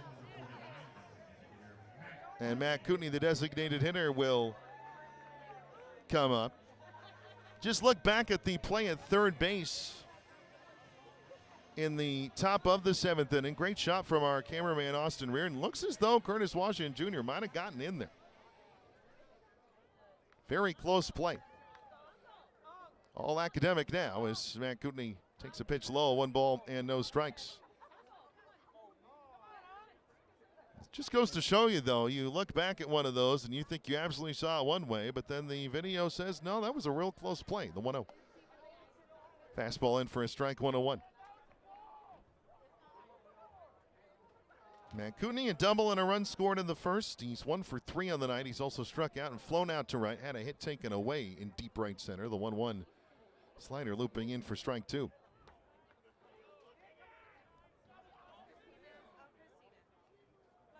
So each team scoring in its last 3 half innings. The 1-2. And inside. Did he offer at the pitch? No. And then, as a result, Kootenai is hit by the pitch. Had Kootenai offered at it, it would have been strike 3. And he would have struck out despite the fact that he wore that slider on the back foot. But Sam Harris, the base umpire, said no, he did not offer. And as a result, Kootenai will head down to first. We've talked about it before. People think that there's some sort of rule out there that says that if the bat breaks the plate, the hitter offered. That's not the rule. There is no rule on a check swing. Just an umpire's judgment as to whether or not they offered it. The judgment was no, and so Kootenai on for Ryan Nicholson. 6-4. Tri-City leading by 2. First pitch. Nicholson, a grounder on 2 hops to third. Fielded cleanly, throw to second for 1. And then a first in time, double play. Kind of an interesting turn on that one, because I think it ends up a 5-6-3 double play. But the hit by pitch is wiped out. 2 outs, the base is clear in the 7th. Ryan Nicholson now 1 for 4 on the night. 6-4 Dust Devils. First pitch to Randy DeJesus, a slider low and outside, 1-0. I think we're past the dusky time of night. Folks should be able to see the ball well in the outfield. The 1-0, it's outside, 2 balls and no strikes.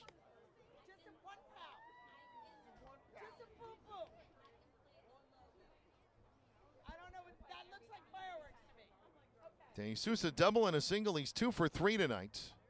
The 2-0.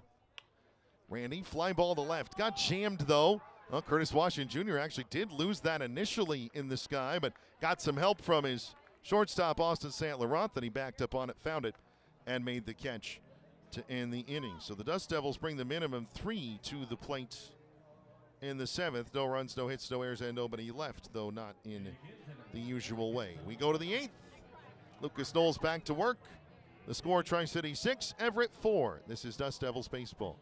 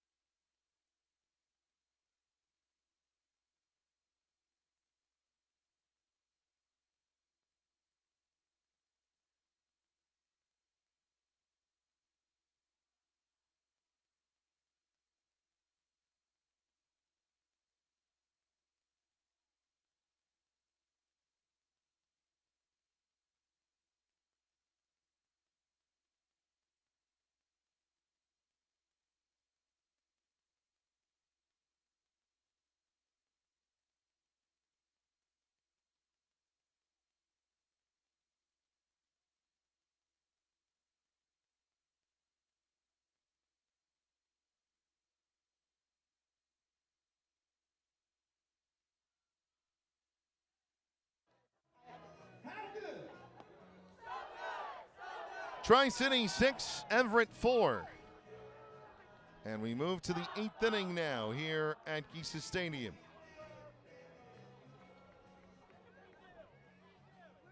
The Everett AquaSox will send Matthew Ellis to the plate to begin things as Lucas Knowles continues on for the Dust Devils, though starting to get the feeling a little bit that this might be setting up for Knowles to have the 8th and then Sam Takoyan to take on the 9th. We shall see, though. Lefty on lefty. Knowles against Ellis. First pitch.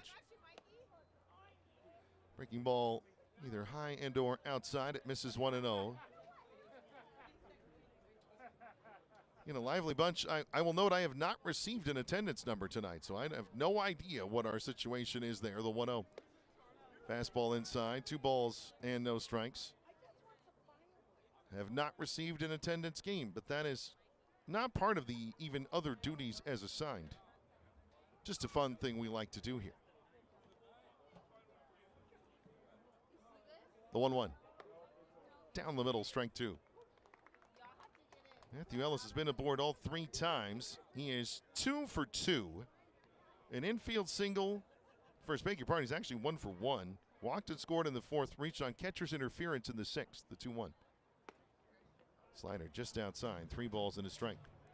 Again, catcher's interference, an error charge to the catcher, but not to the batter. So even though he reached on an error,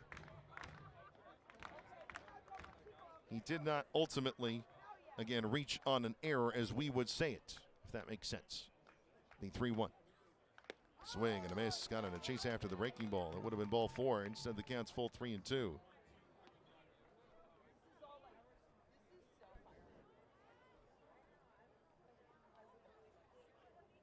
As Knowles comes set, the 3-2. Fastball high, and it is ball 4.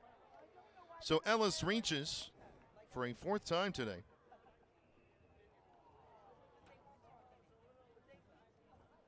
And the potential tying run will come to the plates in the person of a man who tied the game earlier in that role in the 4th inning, Brandon Ike. A 2-run homer in the 4th. He's also grounded into a fielder's choice and walked. Dust Devils 6, AquaSox 4. Man at first, nobody out in the 8th. First pitch. Knowles, a fastball outside, 1-0.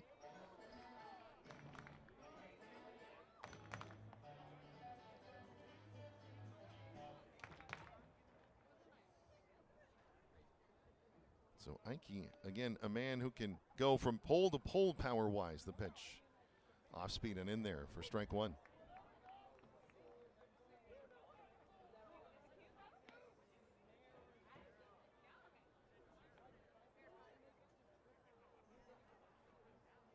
Knowles, the lefty, home.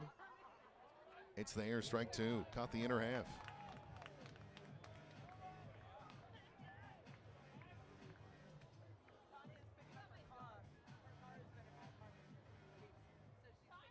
So a good spot here for Lucas Knowles. Short lead for Ellis at first. The pitch.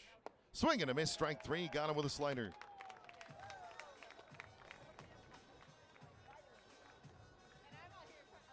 So Brandon Ike is down on strikes for the first out of the 8th. Big first out. 6-4, Tri-City in front. Now 1 out in the 8th. Axel Sanchez, a sacrifice fly his last time up. He's also struck out and grounded into a double play. First pitch from Knowles. Fastball outside, 1-0.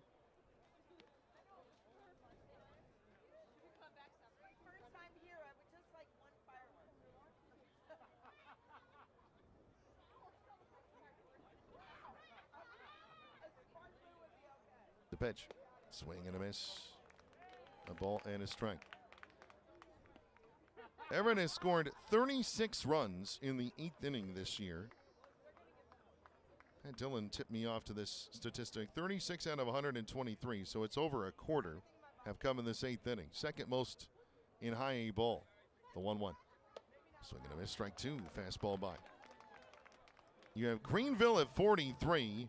Everett at 36, and then the team in 3rd, 18 runs in the 8th inning. Tri-City, by the way, tied for 6th at 60, just in case you were curious. 1-2 the count to Sanchez, again 6-4. Just Devils trying to hang on to their first win of the week. The pitch. Inside, and caught Sanchez on the left foot. That one snapped a little too soon. As for the righty, the left foot, the front foot. And so now the tying runs are aboard for the AquaSox. That'll bring Anthony D'Onofrio to the plate. Guy with some power. Doesn't have any homers this year. 6-4, Tri-City in the 8th. 2 on, 1 out. The pitch. And tie, 1-0.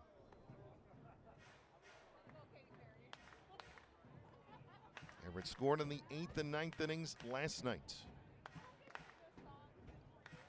putting major pressure on Northwest League teams late in ball games. The 1-0. D'Onofrio, fly ball hit to center. Jorge Ruiz right on it, makes the catch, and the runners will hold. 2 outs.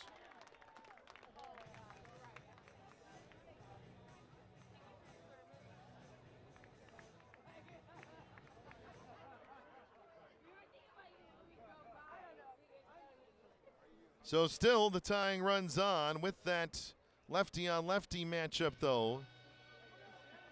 Now done. And the call is made to the bullpen as Sam Takoyan will be called on for a 4-out save. As the big Ronnie will step in, we have a pitching change with runners at first and second. 2 outs, top of the 8th. Dust Devils 6, AquaSox 4 our score. Don't go anywhere. This is Dust Devils baseball.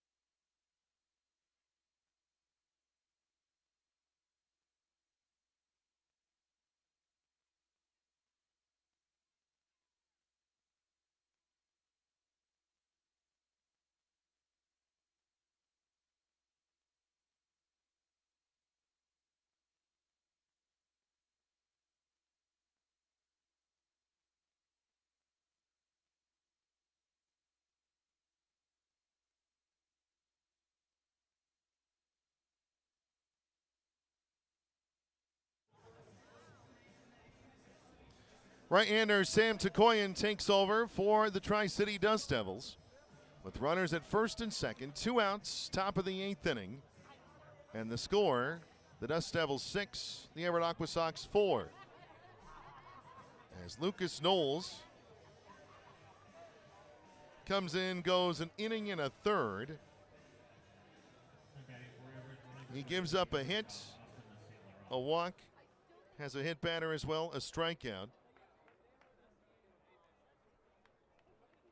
And Austin St. Laurent comes up as the potential go-ahead run. Righty on righty. Pickoff throw to second. Back safely is Matthew Ellis over there.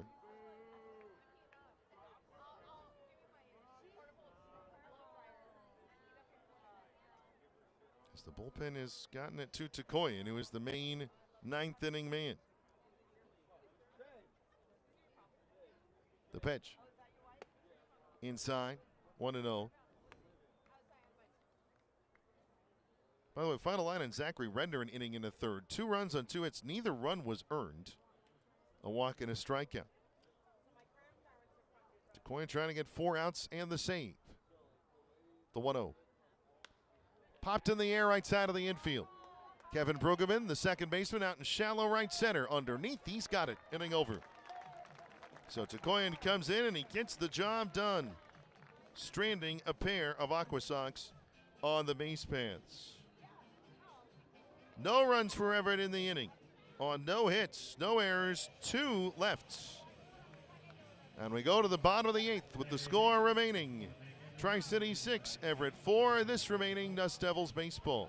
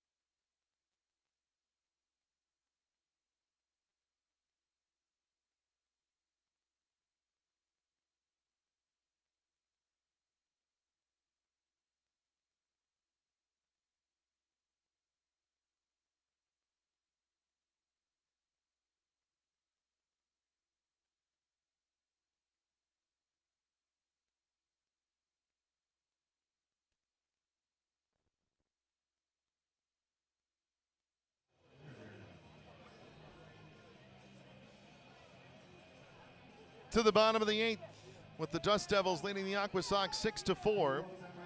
Wyatt Lunsford Shankman continuing on for Everett. The Dust Devils looking for little insurance opportunity here now. Catcher Peter Burns will lead things off for the Dust Devils.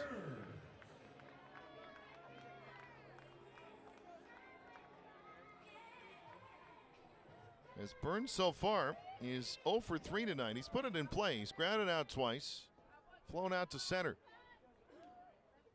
The pitch. Burns, soft grounder, right side, charging. Second baseman Axel Sanchez, underhand toss to first in time. 1 out as Burns 0 for 4. That'll bring center fielder Jorge Ruiz to the plate. Batting up for your Dust Devils, center fielder Jorge Ruiz. As Burns had a 5-game hit streak coming into the night. That is in danger now. First pitch to Ruiz outside, 1-0. I think he'd take the win over anything else.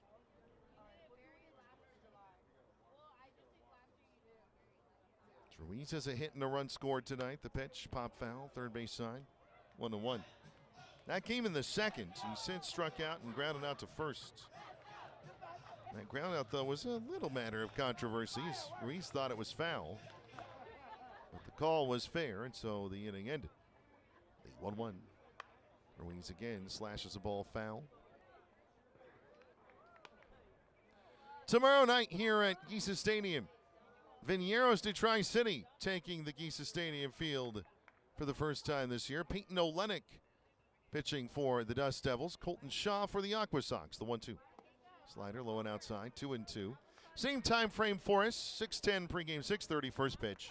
Hope you will join us for Dust Devils baseball tonight, either in person or here where we're doing this. The 2-2. Outside, and the count full 3-2.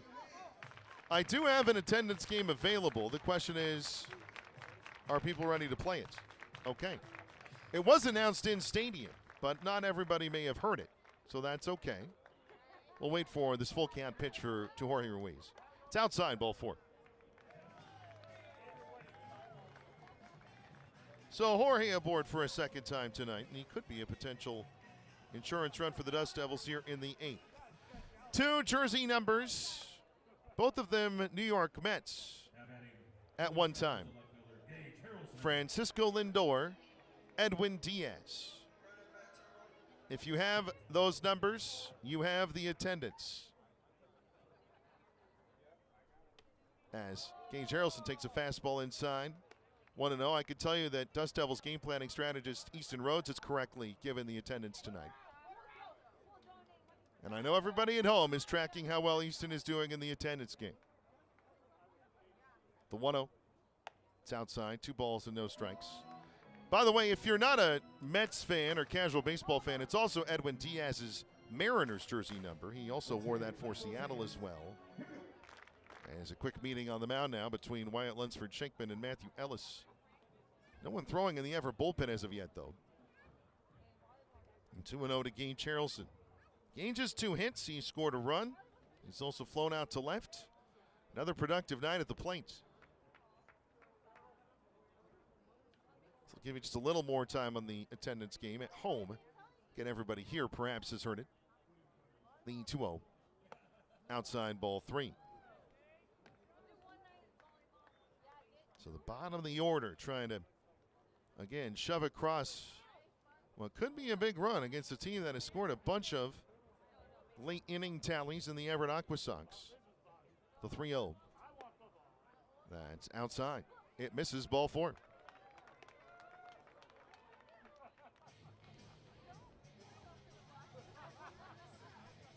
So a 4-pitch walk puts a potential insurance run now in scoring position. And pitching coach Brian Paul's going to make his way out to the mound to have a word with Wyatt Lunsford Shankman. All right, friends. I want to know where the loud fans are sitting tonight. So as they converse, again, we let you know, 6:10 pregame, 6:30 first pitch tomorrow night for Game 4 of this 6-game series. It'll be May Day. Also here at the ballpark, we have our 25th season pennant giveaway. The first 500 fans coming to the ballpark through the gates tomorrow will receive our 25th season pennants. So if you want one of those, then please do line up early tomorrow and make sure you get one of those pennants. Again, first 500 fans through the gates. Also, if you're a season ticket holder, I believe you're able to access one tomorrow. No guarantees after that. 6-4 Tri-City in the 8th, 2 on, 1 out. First pitch to Kevin Brueggemann. He takes a slider inside and catches the plate for strike 1. Brueggemann is lined out and flown out. He also walked and scored in the 3-run fourth. He came in on the Capri Ortiz 3-run triple. The 0-1. Brueggemann takes another. Same result, strike 2. That one a little lower in the zone, more of the plate. But the sort of sweeping slider or sweeper that looks like it's going to hit you in the knee and then catches the plate. 0-2. Runners with their leads at first and second. The pitch. Another slider. Brueggemann just able to get a piece late on it. And he hangs in there. You have Ruiz at second, Harrelson at first. Another good speed situation where something in a gap down the line could score 2. Caleb Bartolero on deck for the Dust Devils. Tri-City in the white, navy, and gold home uniforms for the first or last time this week. The pitch. Slider, it's there again, strike 3. Brueggemann tapping his bat to the toe of his cleat as he gets got on that sweeping pitch from Wyatt Lunsford-Shankman. 2 outs in the 8th. Tri-City leading 6-4. Caleb Bartolero will get an opportunity here. Bartolero, a double and a triple tonight. A walk as well. 2 runs scored in the leadoff spot. First pitch. Slider, swing and a miss, 0-1. Lunsford-Shankman getting comfortable with that pitch. We saw in his first outing against the Dust Devils a similar moment where I believe Lunsford-Shankman threw 9 balls in a row and then locked in and pitched pretty well from there. The 0-1. Slider, swing and a miss, strike 2. So he's gone to a pitch that's doing a lot of damage, and the Dust Devils unable to do anything with it so far. Bartolero steps out, trailing no balls and 2 strikes.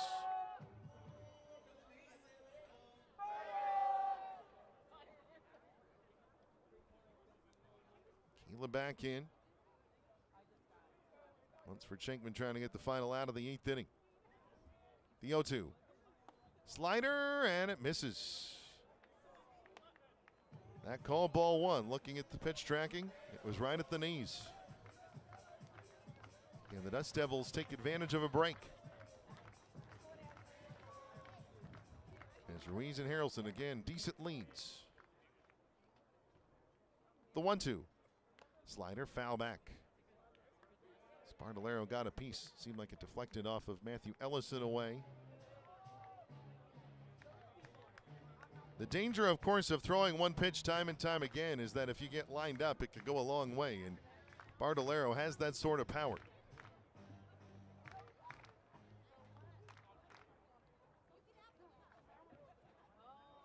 Lunsford-Shankman's at the 1-2. It's a slider, swing and a miss, strike 3. So the big righty comes back after back-to-back walks. It's opposed to 0 here in the 8th. No runs, no hits, no errors, 2 lefts. And we go to the 9th. Sam Tikoyan coming out to try to get 3 more outs and get the Dust Devils their first win of the week. As we go to the 9th, Tri-City 6, Everett 4 the score. This is Dust Devils baseball.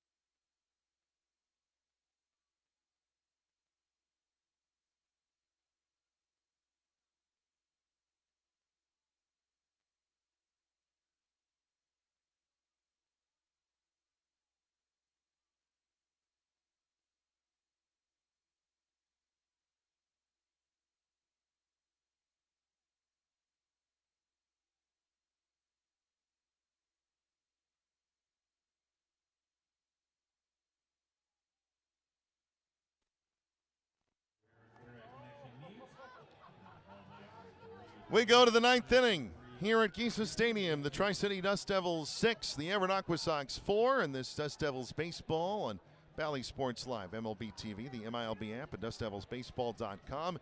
Doug Taylor saying hello one more time. However you're with us, thank you for being here. Closer Sam Takoyan looking for the final 3 outs of the ball game. Curtis Washington Jr., the left fielder, the first man to face him in the 9th, and the top of the order will swing around. First pitch from Takoyan. It's a hook, and it's there for strike 1.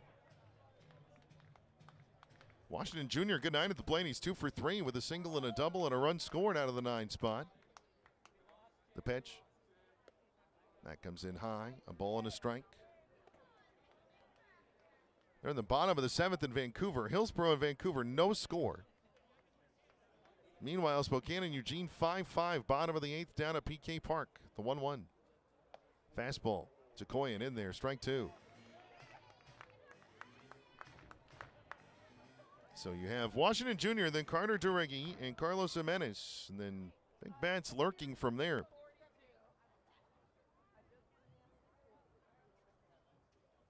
Takoyan winds the 1-2. That spikes in low.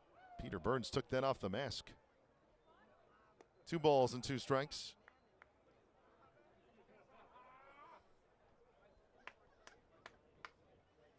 Washington Jr., a man with good speed. If this was a 1-run game,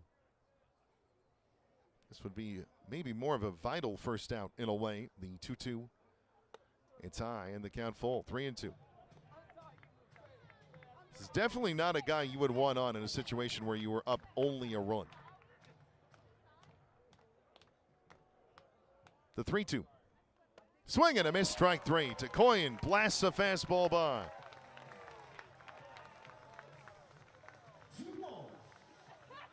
One out in the 9th. Sam Takoyan his first strikeouts. 6-4, Tri-City leading Everett. Dust Devils trying to win 13 games in the month of August or April for the first time. This is April and not August. They do both start with A. First pitch to Carter Duriggi. Fastball taken. Called a strike. Might have been a touch high on the outside edge. 0-1 is the count.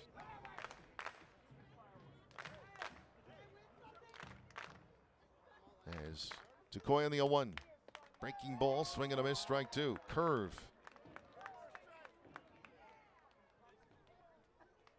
Duriggi has been aboard twice. He's singled and walked. He's also grounded out and struck out. So he's 1 for 3 tonight. Takoyan, the 0-2. Outside, 1 ball and 2 strikes.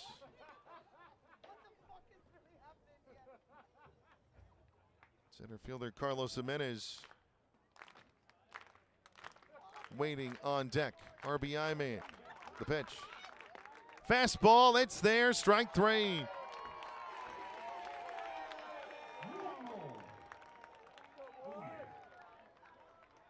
Sam Takoyan, 2 punch-outs to begin the 9th, and Carlos Jimenez comes up with the bases empty and 2 outs. The final man in the way. 6-4, Tri-City leading. First pitch from Takoyan. Fastball taken, strike 1. I don't think I ever gave the attendance, by the way. 1,239 at the park tonight. 1-2-3-9, the 0-1. That's low and inside, a ball and a strike. Thanks to everybody for coming out. Again, good deal. The crowd's still here. Hoping to see the Dust Devils get this across the line. The 1-1. Swing and a foul tip. Strike 2. They got a good piece of Peter Burns, who ended up sprawled at all 4s. That one strung a bit as Richie Arredondo, the home plate umpire, and Sam Takoyan now having a moment in front of the mound to give Peter Burns a second. And the International Brotherhood of Umpires and catchers looking out for one another there.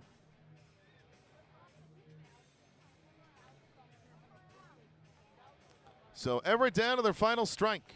Takoyan trying to strike out the side and finish out the game as he nods at Peter Burns.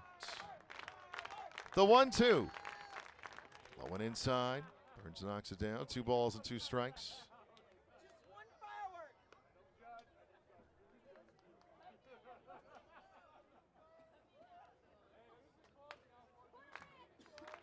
And Sam set now. Again, Love initially at the belt, then to the chest and the wind, the 2-2. Swing and a foul tip at the plate.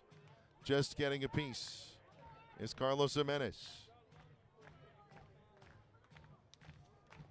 So this game will see one more pitch at least.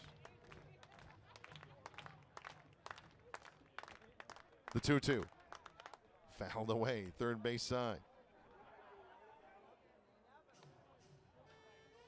So a bit of a battle now. It'll be a 7th pitch coming up. Jimenez mentioned the batting average earlier, 257, but his on-base percentage is 435. That's taken a little hit tonight as he's 0 for 4, even though he's driven in a run. Again, a 2-2 pitch. It's a curve low and the count full. If Jimenez reaches, Felman Celestin, the designated hitter, will come up from the left-hand side as the potential tying run here in the top of the 9th.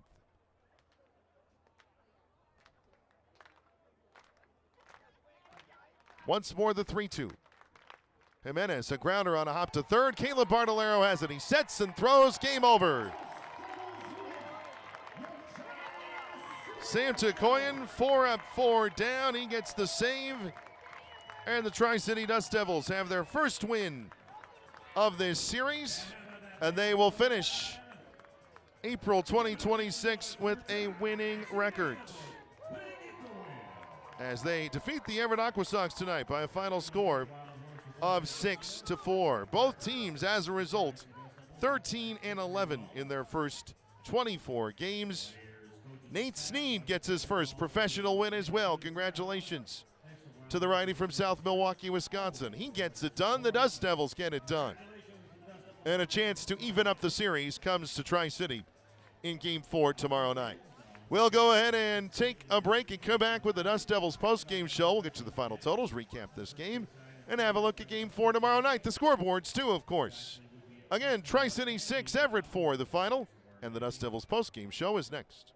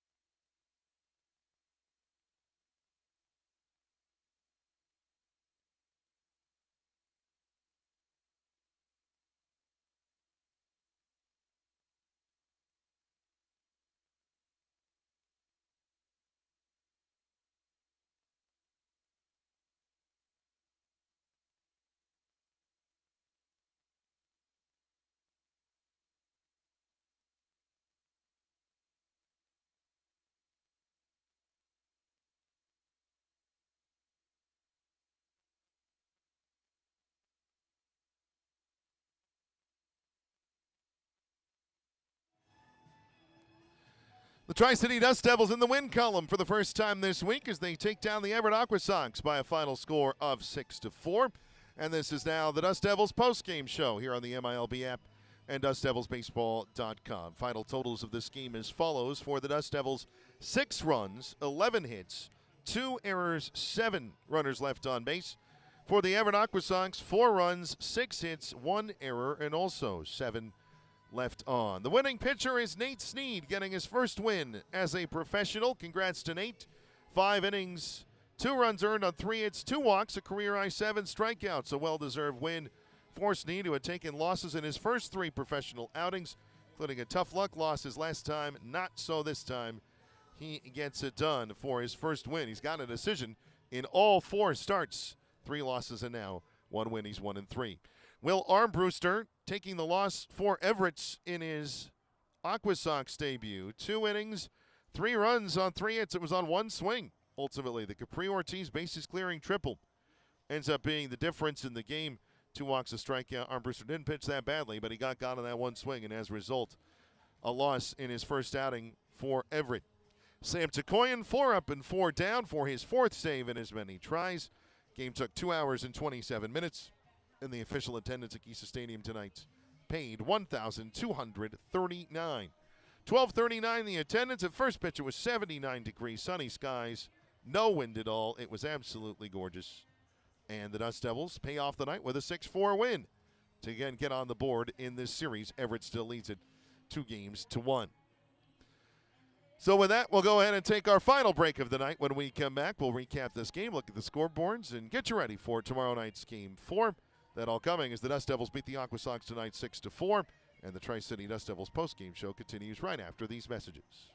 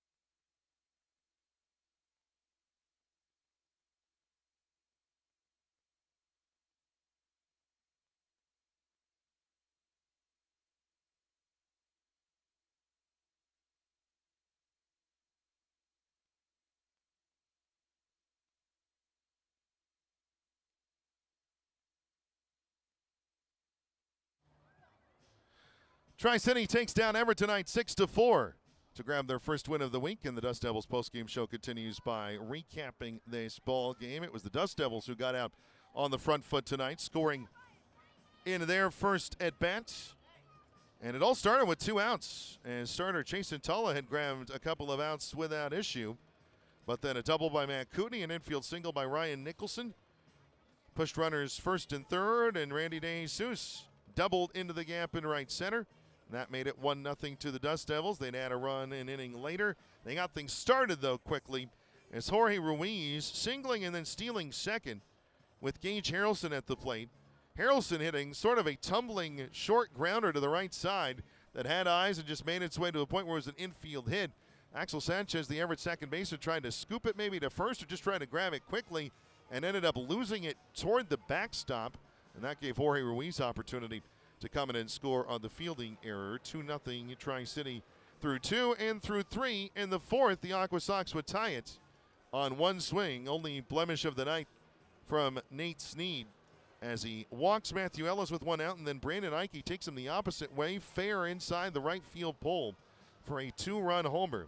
And that made it a 2-2 tie at the time. But it would not stay that way quickly, as the Dust Devils, after the first 2 were recorded outs in the bottom of the fourth inning, put 3 runs on the board. Gage Harrelson, another infield single, this time to the left side of the infield. Kevin Brueggemann drew a walk, Caleb Bartolero the same, and then brought Capri Ortiz to the plate. He had a line drive to deep center that the AquaSox center fielder Carlos Jimenez looked like initially he was going to get to, but it just kept going and going, and ultimately was just out of his reach, ending up near the base of the wall. The bases clearing triple, bringing in 3 runs and making it 5-2 in favor of the Dust Devils. Everett with a run in the top of the 6th, the 1-out single by Felton Celestin getting him on. He'd come around later on a sacrifice fly by Axel Sanchez. That would make it at the time a 5-3 game, but the Dust Devils getting the run right back in the 6th. Caleb Bartolero, a 2-out triple. Capri Ortiz, an RBI single behind him. Capri ends up driving in 4 on the night. That made it 6-3 in favor of the Dust Devils. Everett a run in the 7th. Curtis Washington Jr. a 1-out single and an error, moving him actually into position to score. And then Carlos Jimenez an RBI ground out, making it 6-4. That's where it would end. Again, Nate Snead getting his first professional win. Sam Takoyan his 4th save in as many tries this year. And the Dust Devils take it by a final score of 6-4. Game 4 tomorrow night. More on that in a moment. Quickly, the Northwest League scoreboard. The Eugene Emeralds come back again, this time with 3 runs in the 8th inning to defeat the Spokane Indians 7-5. The Indians led 3-0 and 5-4, but could not hold the lead. And so the Emeralds now 18-5 in their first 23 games. Bottom of the 8th inning at Rogers Field and Amp Bailey Stadium in Vancouver. The Hillsborough Hops leading the Vancouver Canadians 2-0. It was scoreless to the 8th. Hillsborough finding a pair of runs there, now trying to hold on to grab another victory there, as they've taken the first 2 games of that series. So we leave the rest for you there. Having a look at the Angels system. We did have that up somewhere here, but it has been lost to the wind. So let's go ahead and quickly get you that scoreboard.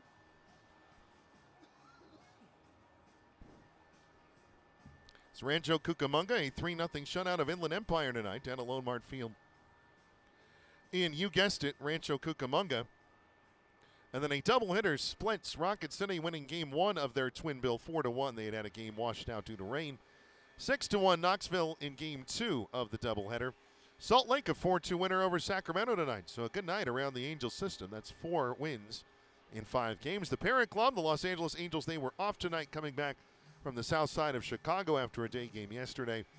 They will take on the New York Mets in the opener of a 3-game series tomorrow night at the Big A in Anaheim. The Major League scoreboard, again, we don't give you every score. We just don't want to waste your time, but we do let you know about Dust Devil alums, especially in regards to pitching decisions. Yoel Payam's taking the loss from the Atlanta Braves as the Detroit Tigers defeating Atlanta 5-2 at Truist Park today. Paging through the rest, no other Dust Devil alums involved in pitching decisions, so we do leave the rest of the scoreboard to you. Game 4 of this series tomorrow night. The Tri-City Dust Devils sending Peyton Olenek to the mound. The 6'10" right-hander. He's 0-2 so far in the year with a 7.71 ERA He'll take on Colton Shaw, who I think you'd argue is probably the ace of the Everett pitching staff. 2-1 at 2.66 ERA. Same time frame for us. Pregame begins at 6:10. First pitch at 6:30. We hope you'll join us, and thank you for joining us tonight. One last time, the final score at Kisa Stadium on this Thursday, the 30th of April.